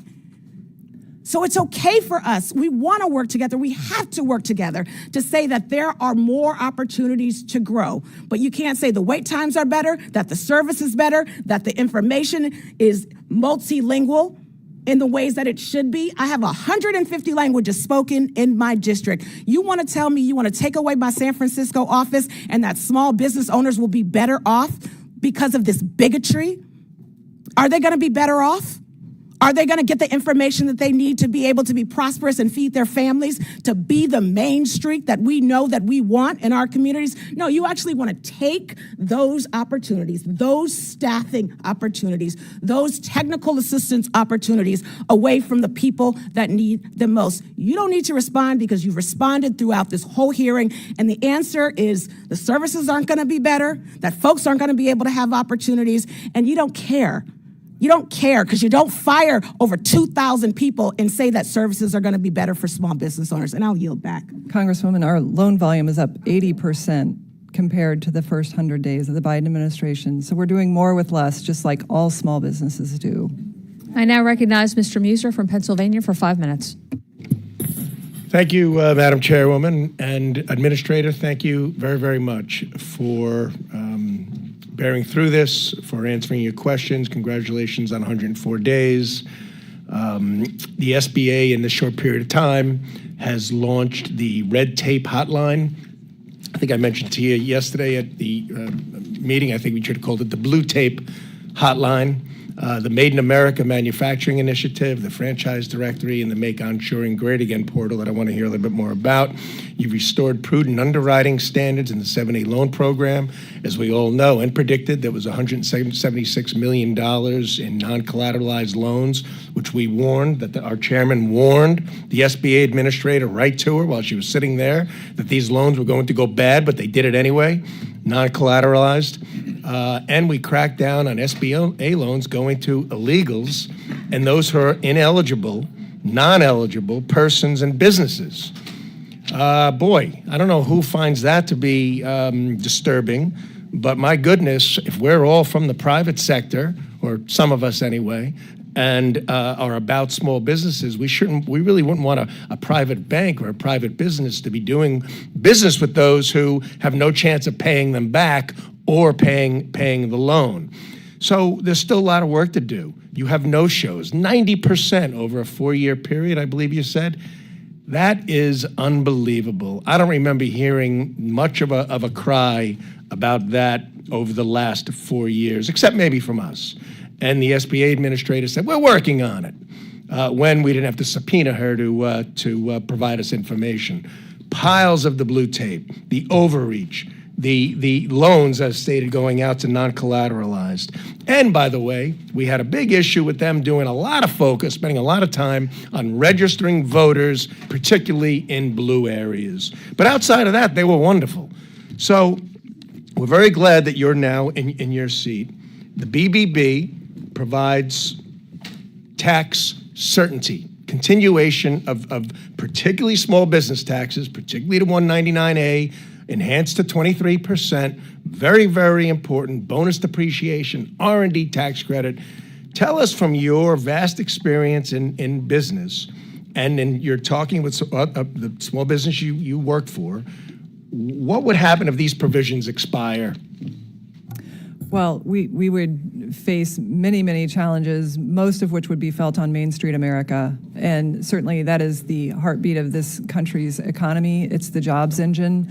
It would cost us millions and millions of jobs if that 23% deduction doesn't go through, if factories don't have the depreciation they need to invest and grow in Made in America manufacturing, which is so vital to our country's economic and national security. And they would, many of them, we would lose many of our small businesses because they operate at such thin margins. They would lose the certainty of their future and be unable to invest not just in equipment but in employees and hiring, which are the engines of our hiring, under which President Trump, we've already seen 500,000 jobs created, reversing the Biden administration's decline of manufacturing of 110,000 jobs lost in manufacturing in just his last year. So we're getting back to supporting the working men and women of America on Main Street. Thank you. You're onshoring great again. I want to talk about that, but I also find it alarming how so many talk about tariffs and how that's going to make the sky fall, but raising taxes on companies is A-okay, but not on small businesses, because this bill caters to the big businesses. Does this bill, the BBB, even have any effect on C corporations, the larger corporations, and with certain exceptions of R&D and bonus depreciation? No, it maintains the corporate tax rate. And It maintains it. Yeah, it certainly helps small businesses grow and invest. And did I see correctly that the inflation rate last month was at 2.1%, the lowest it's been since, I think, 2019? Yeah, 4-year lows. Yeah, four-year lows. So why don't you tell us a little bit about your Onshoring Great Again, which shows businesses where they could go as opposed to buying products from overseas? Thank you, Congressman. We strongly reject the narrative that things can't be made in America again and are promoting Made in America manufacturing. And as part of that, not just expanding our loan sizes, but making sure small businesses know they have a choice to procure their resources to onshore production in this country. Our Make Onshoring Great Again portal, which is on the SBA.gov website homepage, can be accessed by everyone. It's 3 different private sector databases that provide access to onshore production, and it'll ensure that our small businesses can source locally and not from the Chinese Communist Thank you, Party. Administrator, very much. I yield back, Mr. Chairman. Gentleman yields back. I now recognize Ms. Goodlander from the great state of New Hampshire for 5 minutes. Thank you, Administrator Loeffler, for being here today. You testified that as you've traveled around the country, you've heard 3 big concerns from our small businesses. You talked about workforce challenges, regulations and red tape, and taxes.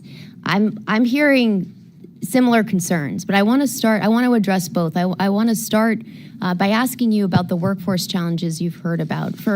As I've traveled around New Hampshire, and part of what has really given me grave concern about the biggest cuts to healthcare in American history is the impact that these cuts will have on our small business owners and employees. Do you have a sense, Administrator, of what the scale is? How many small business owners and employees depend on Medicaid?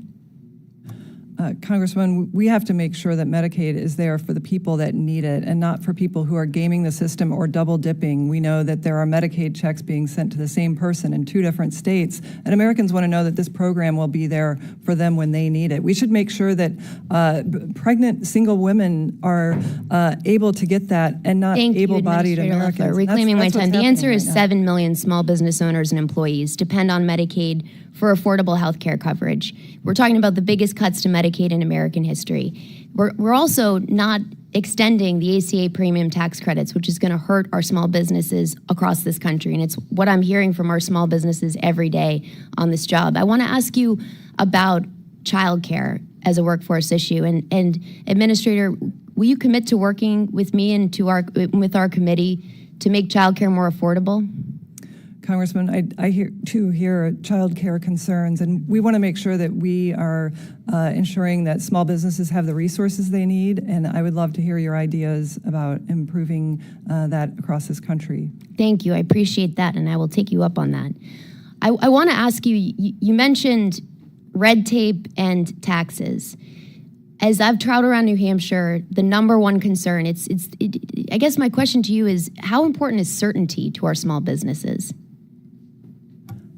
Certainty is one thing that small businesses would like to have, but running a small business is about anything but certainty, and that's why the tax bill is so important, so that they have the continuity of their expectations around tax. The primary driver of uncertainty for our small businesses today is this absolutely hard to follow trade policy in which tariffs and trade wars have been waged and exemptions have been granted. You testified earlier, Administrator, that you oppose exemptions for small businesses from the president's tariffs. I just want to be sure that we have that right.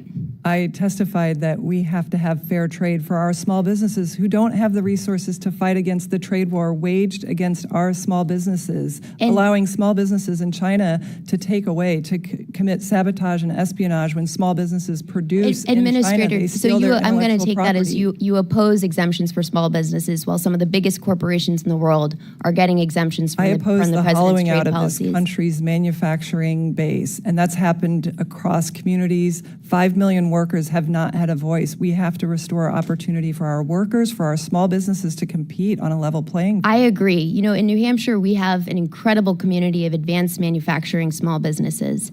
And I'm reading here from a letter I received from one such business in the town of Fitzwilliam, New Hampshire. This is a precision motion and engineering company. It's a small business. They said without relief Companies like Abtech, representing the backbone of American manufacturing, face significant challenges to sustaining growth, innovation, and employment. I've heard from countless small businesses who are worried that they're not going to be able to stay in business because of the president's tariffs. Will you commit to working with us in this committee to make sure that our small manufacturing businesses don't go out of business? Well, certainly I'll always commit to working through with this committee exemptions to find to these options and solutions. Our solution of onshoring our supply chain through our onshoring portal is critical, but we have to ensure that our small businesses are never at the mercy of the Chinese Communist Party again. I couldn't Why did agree that more happen with in that, America? and I want them We to have stay in make sure. business. So Yeah, I hope we can they'll count on you use to our work with us onshoring on that. portal. Yeah. Administrator Loeffler, you talked about staffing cuts. Last week you testified before the Senate, and you committed to my colleague Senator Shaheen from New Hampshire to giving us a full update on how you plan to restaff critical district offices, including in New Hampshire, so that you know we've seen a 60% reduction in our staffing in New Hampshire. How is that in any way consistent with strengthening the SBA in the field? Well, we've certainly seen a return to office, and the return to office did cause some people to opt out of returning to work in office, but we are restaffing those field offices, and people are back at work now in the field office. Well, for the first unfortunately, time in my 4 state of New years. Hampshire, we've seen a 60% reduction, and this is harming our small businesses. So I expect that we will be hearing from you with answers to our questions about how you intend to restore the workforce in that critical field office. Gentlelady's time is up. I now recognize Mr. Stauber from the great state of Minnesota for 5 minutes. Thank you, Chairman Williams and Ranking Member Velasquez, for holding today's hearing. And thank you, Administrator Loeffler, for your testimony and your willingness to lead the SBA at such a pivotal moment. I want to just share that during the Biden administration, the SBA lacked transparency, leading this committee to issue 4 subpoenas to former Administrator Guzman to talk about oversight in the Small Business Committee. And I'd like to remind my colleagues, Senator Loeffler, Administrator Loeffler, is here on her own. She didn't need a subpoena to compel her to testify before this committee. And I commend you for that. Is it safe to say that under your leadership, and the Small Business Committee asks you to come in and talk, you won't need a subpoena? You'll come willingly like you did today? Yes, Congressman, I will be glad to talk with this committee, and we're going to continue to be very transparent. Thank you very much. Small business owners in my district in northern Minnesota and across the country have spent the last few years drowning in blue tape. During the Biden administration, more than 1,100 new regulations were added to the Federal Register. Those rules carried a staggering $1.8 trillion price tag and imposed more than 356 million hours of paperwork on the American small business man and woman. That's not governing, it's smothering, stifling, and wrong. And the hardest hit was Main Street. And I've spoken to countless entrepreneurs, small business men and women who sat right here in front of us. And I asked, are those rules and regulations crushing, demoralizing? And they all said yes. No more rules or regulations on American small businesses. It's stifling. Can you speak to the steps you've taken in your first 100+ days to reduce the regulatory burdens on American small businesses? Congressman, we are, for the first time in years, staffing the Office of the Advocacy, which advocates for small businesses across the administration, across all agencies. The last administration did not fill that advocate role. We are going to ensure that small businesses have a regulatory watchdog in Washington. We've already had that office out on the road and listening to small businesses, and you're correct, small businesses are being crushed. We call it the American dream wrapped in blue tape. So we have to unleash small businesses, and we've heard it from every single business. We're going to ensure that they have a voice in unwrapping that regulatory red tape. And the small businesses that you have talked to, and I have talked to many, they want certainty, and that certainty comes with the extension, a permanent extension of the Tax Cut and Jobs Act. Would that be correct? Absolutely. Small businesses would suffer the most if this bill is not passed. And it was really shocking to see Democrats vote against making the tax cuts permanent, to voting against $1.6 trillion in spending, to vote against the border wall, and to get rid of the abuse of federal programs like Medicaid and food stamps. Another major change under your leadership has been a push to restructure and streamline the SBA. Can you walk us through how the SBA is being restructured to eliminate duplication and provide more direct, effective services to entrepreneurs and small businesses across this great nation? The agency had doubled under the Biden administration in terms of headcount, but the services actually deteriorated. We saw record levels of delinquencies and defaults, costing taxpayers almost $2.2 billion in loan losses. We've restored the underwriting standards. We've right-sized the agency, and as a result, our loan volume is up 80% in President Trump's first 100 days compared to the last administration, and up 20% from the end of the Biden administration. So just like a small business, we are doing more with less. Right. In your one of the questions that in your testimony that was asked of you, and your response was, when you arrived in your position, I just want to make sure this is clear that 90% of the staff at the Small Business Administration, they were working from home for the last 4 years. Is that correct? Yes, the offices were almost empty. And even today, we found 35 offices that had either 0 or 1 employee. So we're also streamlining that footprint to ensure taxpayer dollars are used wisely. Thank you for your leadership, and I yield back. Gentleman yields back. I now recognize Mr. Cisneros from the great state of California for 5 minutes.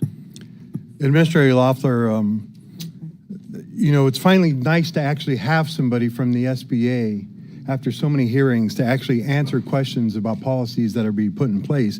And the first thing I would like to ask you is if you can name those offices that had 0 employees. I would love to see those. You don't have to give them right now, but you can give them to me back in a letter I think that you could address. I would love to hear what offices and what cities those were there. But, you know, you say you are supporting small businesses, but you moved offices out of 6 metropolitan areas. People in New York City are now having to travel to Long Island, which is not easy to get to, have to go by train or other means in order to get there. How does moving these offices out of the metropolitan areas where they serve all collectively hundreds of thousands of businesses, how is that supporting small business? Congressman, thank you for the question. I would like to start by thanking Secretary Noem and ICE for ensuring that our cities are safe. You saw in a sanctuary city yesterday. That's not, I'm not asking you about ICE. I'm asking about how you're supporting small businesses if you're moving the offices out of the areas. Small businesses safe after 4 years of an open were any borders of these policy. Were any of these SBA offices or any of these small businesses under attack or threat? Do you have proof of that where everything was going off? Denver, where you needed to move these offices out? In Denver, we saw a terror attack on the Jewish community by an illegal alien who is in a sanctuary city. Yes, there are many small businesses in Denver that are threatened by illegal aliens who are. Again, I would love to see that list of small businesses that have been attacked or threatened by. We have many by these stories where of small you felt that it businesses. was needed in order to move these offices out. But when you, in doing that, you are not only hurting, and this is, you were supposed to be there to help businesses, support businesses in these areas. And some of these businesses are owned and operated not only by Democrats, but independents and Republicans as well. And when you move these resources out of these metropolitan areas, you are making it harder for them to receive these services. So how is this helping small businesses? How is it keeping them safe? Congressman, this is not about partisanship. This is about public safety. Well, I'm talking about right now, whether or not you move the office out of these areas, these small businesses are still in those areas. So how does that help these small businesses if you're moving them out of these metropolitan areas? Congressman, there are resources all over this country from the SBA. We have 1,000 small business development centers. Do you agree? You've said numerous times today that you need to be on Main Street where these things are, right? Main Street is not only in small town America, but it's also in large metropolitan areas. Do you not agree you need to be where the businesses are? We absolutely are where the businesses are. Well, how are then that explain our if that is the thing? Why are you moving offices out of these metropolitan areas? Not only are because they when you unsafe, do that, the you are not where the businesses are. The offices are not only unsafe, they're in areas that are difficult to get to. They have the buildings are inaccessible to So small moving an businesses. office They out of need to New be York close to City Main into Street. Long They're gonna Island be is on Main making it Street. more accessible for those thousands of small businesses in New York City. We are going to support regional offices in areas that comply with federal law, including federal immigration law. I'm mistaken. I'm sorry. I was assuming that you were the small business administrator, not Homeland Security. We are the voice for small businesses who want safety and security, and we're going to make sure our resources And those are small available to businesses want everyone. resources and help and support. And by moving those resources and help and support out of these metropolitan areas, you cannot legitimately tell me that you are supporting them. Next Congressman, our question. loan Next volume is up question. 80% compared Next to the- question. The FAR Council was rewriting the government's procurement regulations. Many of the rules are in place because small businesses find it nearly impossible to compete with large corporations to win a contract. To what extent has SBA been involved in the rewrite to advocate for small contractors, and have you specifically addressed the potential elimination or sunset of the rule of two? Congressman, we are working with OMB on the federal acquisition regulations with the board and ensuring that small businesses once again have a voice there. We've seen the aims of the program not being met. We think that's a serious problem. As the voice, as the advocate for small businesses, we have every means and hope. When you're reducing the numbers, the goals for small businesses, whether it be women-owned, veteran-owned, or minority-owned businesses, how is that helping them, and how is that advocating for small businesses when those contracts are now going to larger things? And with that, I yield back. Gentleman yields back. I now recognize Mr. Downing from the great state of Montana for 5 minutes. Thank you, Mr. Chairman, and thank you, Administrator Loeffler, for testifying today. I represent Montana's 2nd Congressional District, which is among the most rural in the nation. And federal agencies need to be aware of the challenges that rural small businesses, farms, ranches face. To help address this, I introduced the Expanding Access to Capital for Rural Job Creators Act, which requires the SEC's Office of the Advocate for Small Business Capital Formation to report on capital access issues faced by rural small businesses. The Small Business Administration, much like the SEC, needs leadership that values small business innovators from all different types of communities. So, Administrator, do you believe the Small Business Administration under the Biden administration paid adequate attention to the difficulties that rural small businesses face in securing capital? Congressman, we saw a major void in serving rural communities. As the daughter of a 5-generation farm, I know how important and vital small businesses are. They are disproportionately important in rural communities. They were completely overlooked in the Biden administration. So what is the SBA doing under your leadership to reverse the previous administration's inaction and to expand access to capital for rural entrepreneurs and small businesses? Well, we certainly immediately staffed our Office of Rural Advocacy to ensure that the small business community has a true advocate there.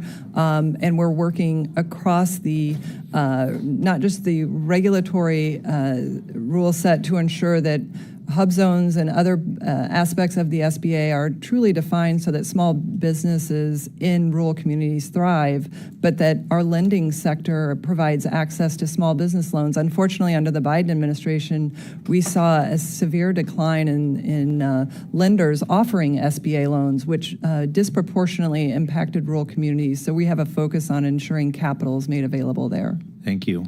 In our hearings here in House Small Business Committee, We've investigated how the Biden administration SBA egregiously politicized and mismanaged its operation through irresponsible work-from-home policies, DEI mandates, and voter registration efforts. So since taking over as administrator, what have been some of the most egregious examples of politicization and inefficiency that you and your team have discovered from this Biden SBA?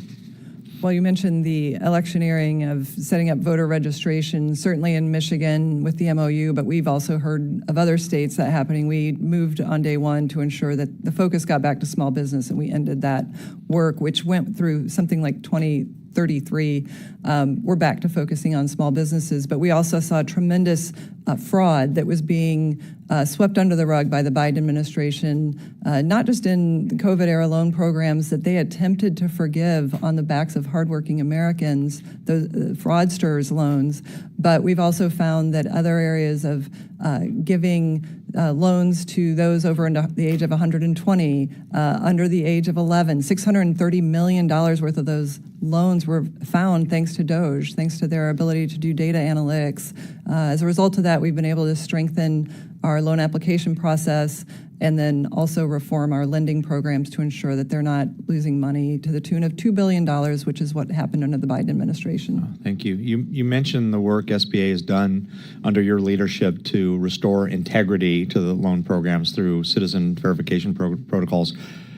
To what degree did the SBA and the previous administration channel taxpayer dollars to provide loans to illegal aliens? Well, one example that we were able to stop was we identified a loan for more than $700,000 that was going to an illegal alien. We were able to stop the funding on that. We have to make sure that the agency's resources are made available to U.S. citizens. So what steps do you think Congress can take moving forward to ensure that future presidential administrations can't mismanage SBA in the same manner?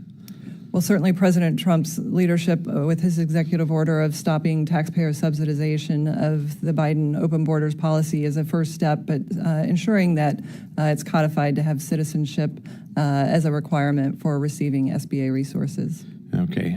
Finally, I just want to touch on veterans as they play a role in small business owners.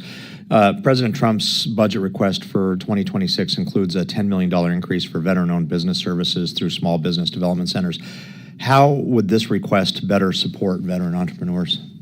Well, we know that veterans are going to be better off under President Trump. We recently signed an MOU with the Veterans Administration Secretary Doug Collins to ensure that the SBA and VA are working together and ensuring that their increase in their budget also coordinates with ours to the benefit of small business and veterans. Excellent. Thank you, Mr. Chair. I yield.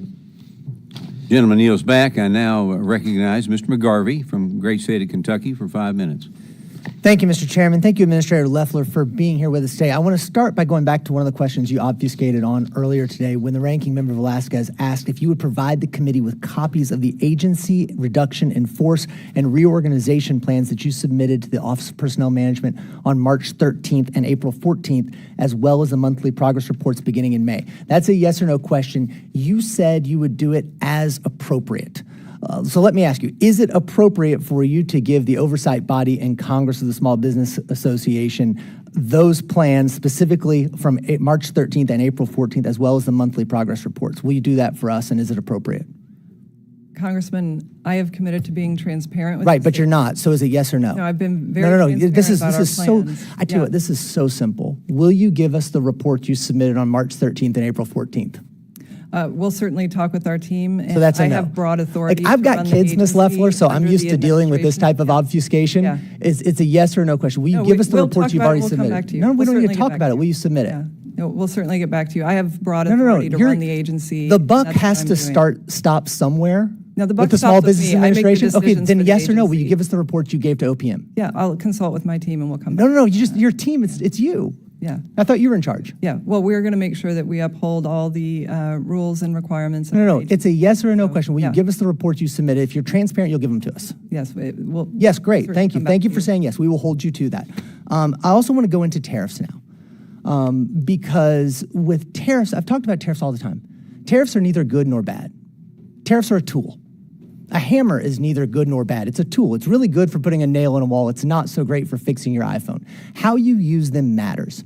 And the chaotic nature of the Trump tariff policy has disrupted the economy so much that even Wall Street analysts have a name for it, the taco term. That we're talking about Trump's tariff policy. But that uncertainty is not funny for small businesses. In fact, the Wall Street Journal Small Business Index found that 58% of small businesses say the economy has gotten worse. 66% of small businesses believe tariffs are having a negative impact, and 51% anticipate a recession coming up soon. Do you have any relief efforts or certainty that you can give small business owners in my district of Louisville, Kentucky, all of whom are complaining to our office about this, that there will be certainty in the tariff policy specifically? President Trump is fighting for fair trade. He's fighting for American industry and Right, so you American don't have an workers. answer on that either. No Okay, one has this is fought good. I'm for going to reclaim my American time. workers. They've been I'm going to reclaim my time. completely- I'm reclaiming my time right now. Okay, so I've got 3 kids. They're in elementary and middle school. When they don't answer a question directly, I know what they're up to. I know what you're up to too. So we're just going to move on. Hopefully we can get to some good work here today. I got a lot of questions about your fiscal year 2026 budget request, and I'm just hoping you can clarify a few of those today. Because I'm looking at the budget request right now.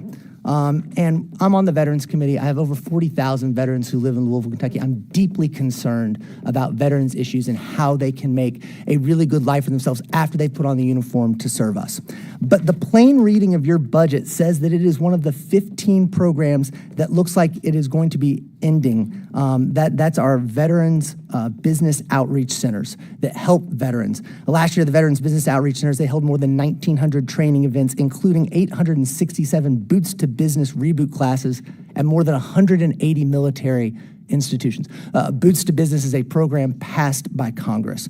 Testifying in the Senate, you said, I want to correct the assumption that we are eliminating these veteran business outreach centers. And today with Mr. Tran's questions, you said that something similar. So I want to ask, is the Veteran Business Outreach Center program one of the 15 entrepreneurial development programs mentioned in your budget request? We have said that we will continue to fund it, that the $10 million funding level is a floor, not a ceiling. We have, in fact, 35 Boots to Business efforts going on this week that veterans can. Okay, but I want to drill into this really quick. I'm reclaiming my time. I want to drill into this. this really quickly. By cutting those 15 programs, you cut $167 million. You say that you're going to put them over in the Small Business Development Center, but you increase the funding for that only by $10 million. You say it's a floor, but it's in here. It's in the budget. It says exactly what it is. So it doesn't seem possible that you have the funding for a congressionally approved program which has put thousands of veterans not just back to work, but having the American dream of starting their own business. Your budget eliminates it, and again, you are not giving us a straight answer. I wish you would do that because just yesterday on the House floor, this committee passed 7 bipartisan bills. We work together for small businesses so that everyone can have the American dream, and I hope we can have that relationship with you. Mr. Chairman, I yield back. Gentleman yields back. I now recognize Mr. Weed from the great state of Wisconsin for 5 minutes. Well, thank you, Mr. Chairman, and thank you, Administrator Loeffler, for testifying here today. Administrator Loeffler, in your opening statement, you mentioned unprecedented levels of fraud and mismanagement within the SBA under the previous administration. Unfortunately, this seems to be the trademark of the Biden administration, not only within the SBA, but across the federal government.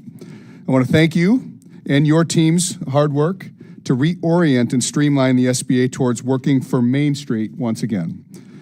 One of the primary concerns I hear from small businesses in my district is their ability to access capital.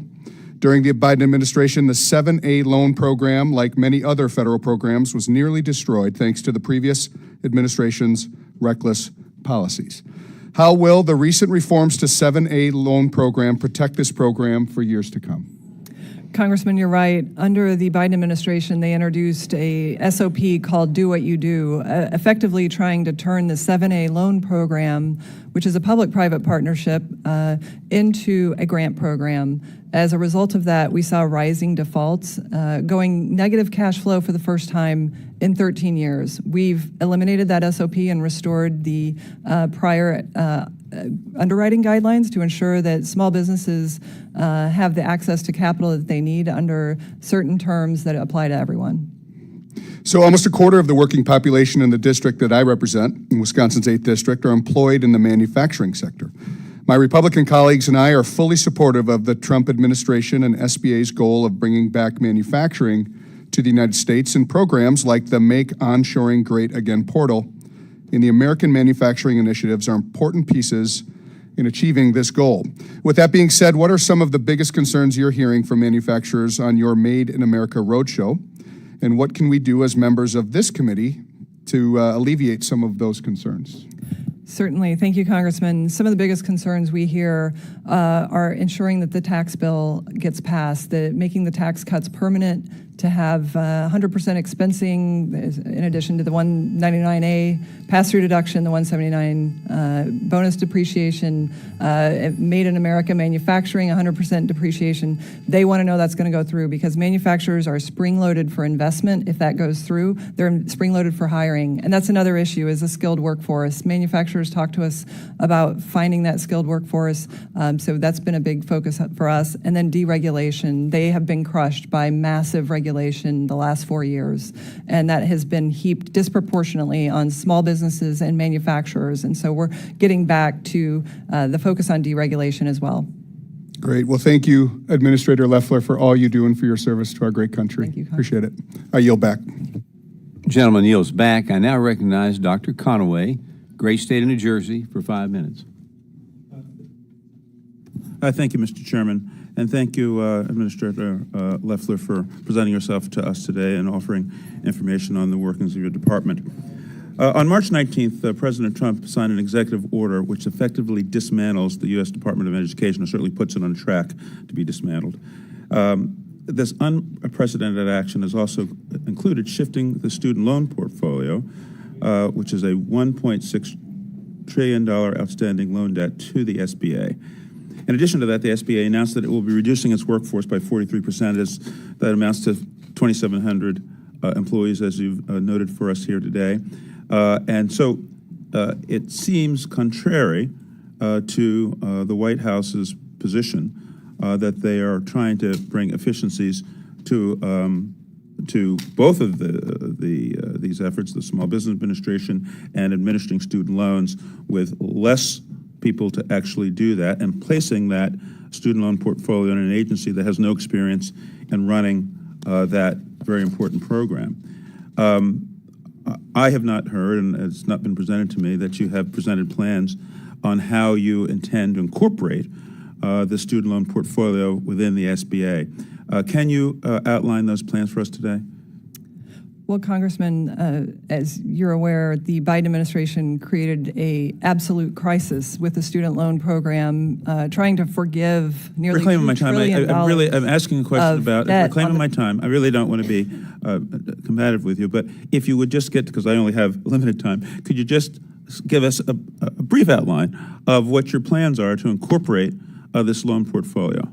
Yes, Congressman. We'll be working with the White House and this administration to ensure any of these plans, as they're developed, will be carried out. The SBA is the largest government-guaranteed lender, a $444 billion loan portfolio that we operate. We've generated an 80% increase in our loan volume with 43% less staff, and it's consistent with the FSA program. Let me move on to tariffs, because I don't want to leave this important question to one side.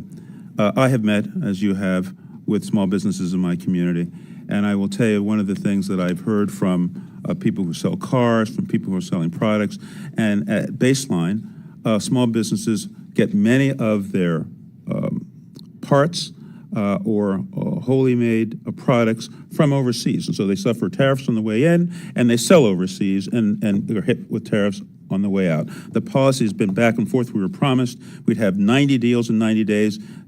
At this time, there are 0 deals done, and the clock is ticking on this 90-day program. And what they have told me, these small business owners, is that one of the things they need is certainty so that they can plan. I met with a small business that has overseas operations.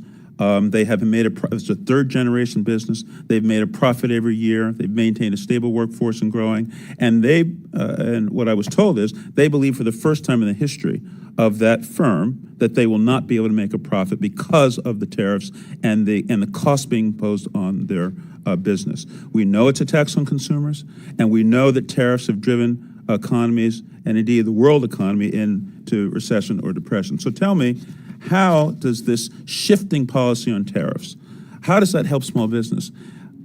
Congressman, I disagree with your premise. These are the tariffs enacted against America. These are what small businesses Right are now, up I'm against. reclaiming my This time. is what's happening. No one's fighting for small reclaiming my business, and time. President Trump How is the first is to a do it. policy that is sort of a whirly-bird policy? It's like a weather vane going. They're on, they're off. These deals that are supposed to get done again. 90 deals, 90 days, zero of these agreements have been made, and all the experts say it takes 2 years, roughly, for any of these deals actually to get done and ironed out. So what are small businesses supposed to do over the next 2 years with all of this uncertainty as they attempt to plan and grow? What are you telling these small businesses? To wait, and in 2 years, help will then be on the way? Congressman, the president has committed to a short-term trade negotiation over 90 days. He's already completed 2 deals and more to come. Zero But deals. Small Zero businesses deals, Now, don't have reclaiming an my time because I advocate. just have 30 President seconds Trump left. is their I want to get to advocate this to question ensure about the inspector generals that have been fired across the government. And I want, my questions are, will you commit to ensure that whoever comes to your agency has a demonstrated history of nonpartisanship in their dealings? We've seen the opposite in people that are already on the job. And will you commit that they have expertise in the areas of auditing and finance and the legal affairs that they need understanding to actually run the office of an inspector general for the SBA? Will you commit to that? Yes, Congressman. Yes. Thank you, Mr. Chairman. Gentleman yields back. I now recognize Mr. Petronas from the great state of Florida for 5 minutes. Thank you, Mr. Chairman. Administrator, thank you for joining us today. My district is Northwest Florida. If you're from Georgia, you know where it is, and I'm sure you probably vacationed there at some time in your life. Please know that we have an invitation open for you to come and visit. I'm the new guy on the block, but where I'm coming from is I grew up in a small family business, restaurant business. Taking care of the customer is important. Taking care of our employees is important. And I appreciate we have an administrator that understands the importance of signing the front side of a check and understand running a business. I'm really pleased of what y'all are doing to prioritize waste, fraud, and abuse. When you're running a small business, the only way you're going to succeed is to watch the bottom line. And I saw the video that you posted as you walked past all the empty cubicles, and I was floored by the amount of really lack of efficiency that was taking place in your administration and how you had to really wrap your arms around a mess. And it's not easy. And I admire your commitment to want to turn the agency around. I regret that my colleagues from across the aisle weren't here to hear my questions. But I'm sensitive to my part of the state, especially when it deals with natural disasters. And the SBA loan program has been responsible for saving many a business in the state of Florida, especially after a hurricane. And the one thing that I appreciate about the loan program, there's not a question on it that says, are you a Democrat or a Republican? Mother Nature doesn't care where it lands, but it's going to affect everybody and hurt everybody just the same, no matter where you voted, no matter where you live. But describe how that program makes a difference in saving these businesses, which ultimately keeps people employed. You're absolutely right, Congressman Petronas. I've visited red states and blue states disasters and ensuring that from Kentucky to California, they have what they need in the recovery efforts. We're not a response agency, we're a recovery and resilience agency, and certainly have been on the ground. And in the first 100 days of the Trump administration, we've delivered $3.4 billion of disaster loans. That means to small businesses and families across this country, impacted over 1,300 counties right now in America. We have ongoing about 25 disasters. That means that homeowners have the resources through our SBA loan program to rebuild, that small businesses can rebuild and keep staff on. And my commitment to you is that we will not let happen what happened under the Biden administration when the administrator lied about having funds and then when disaster hit a few days later found out that they had run out of money and homeowners across this country, business owners, went without for months. And so appreciating the need to be responsive. We've brought in a great disaster team. We've strengthened it to make sure that recovery and resilience force is on the ground as it is today, with hundreds of employees deployed across America right now as we speak. The one element of your job that I don't think the members realize is how you have to surge after a disaster. I mean, you don't run an agency with the anticipation you're going to have a storm every day. So you try to have to be efficient with your resources. And so, explain to us a little bit how challenging that is and how important it is, but how you manage the surge component to take care of people.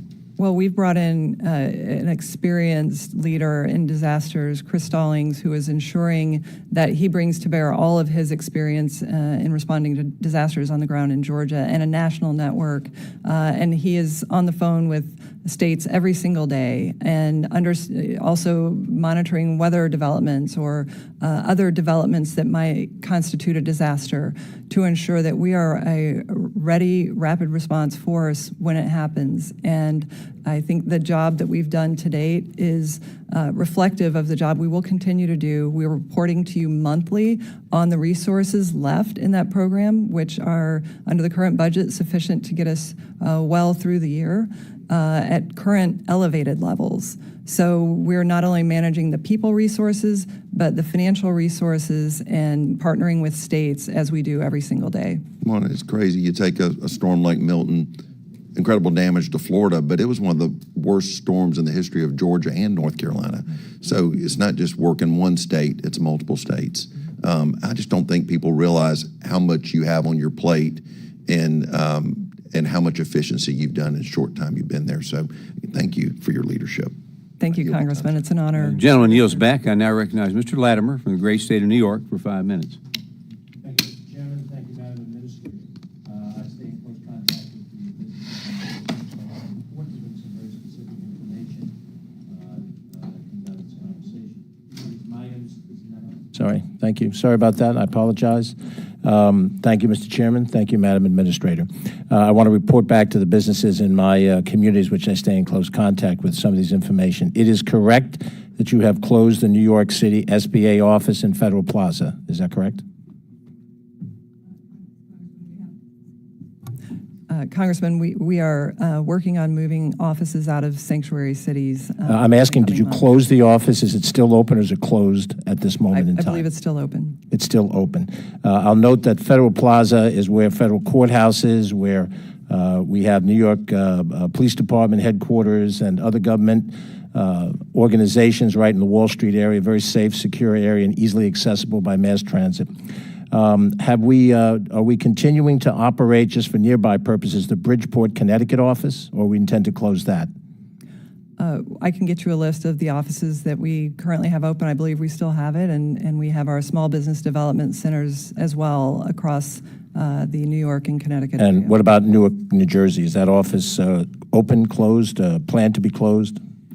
Like I said, I can get you the full list. Right now, I believe they're operating. All right, I will share that. I will share that with the folks that we have. Had no staff. What is the head count of the expected of the Long Island office that will replace the New York City office?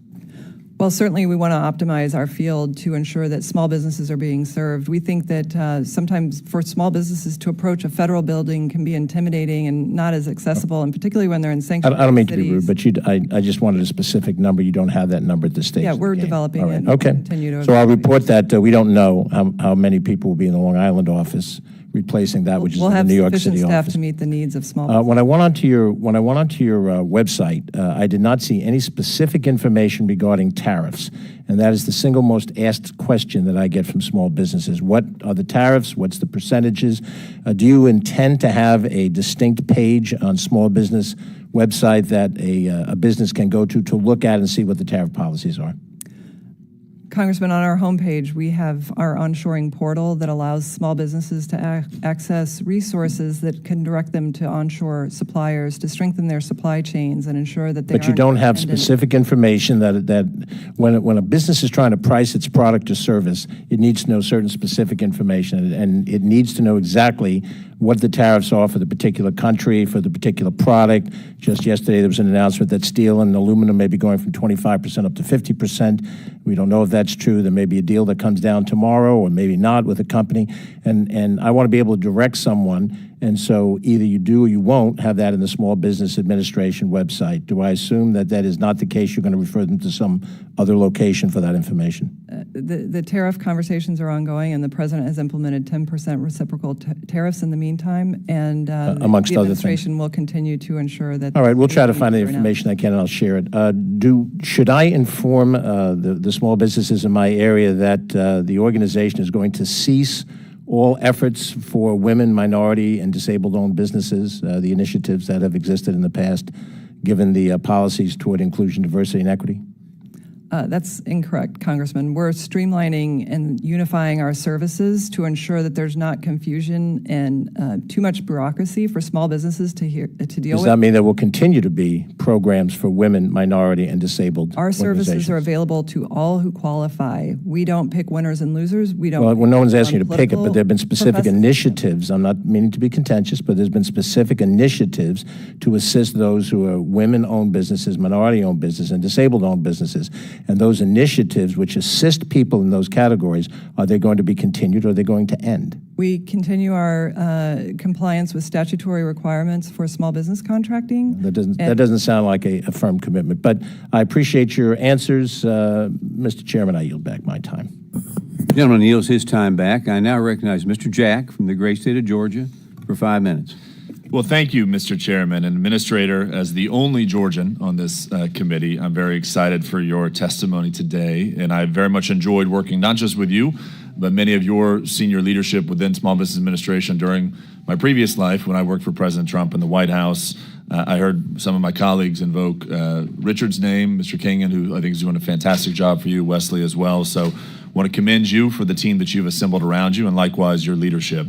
For my colleagues across the dais, and likewise for anybody watching at home, I would love to walk through the impact that you've already created in my district in a positive way. In April, you took time to come visit Troup County, and again, for everybody to understand the time and devotion she gave to my district and our state, she came to Troup County. She visited, we together visited Jane Foods, used to be known as Kimball's.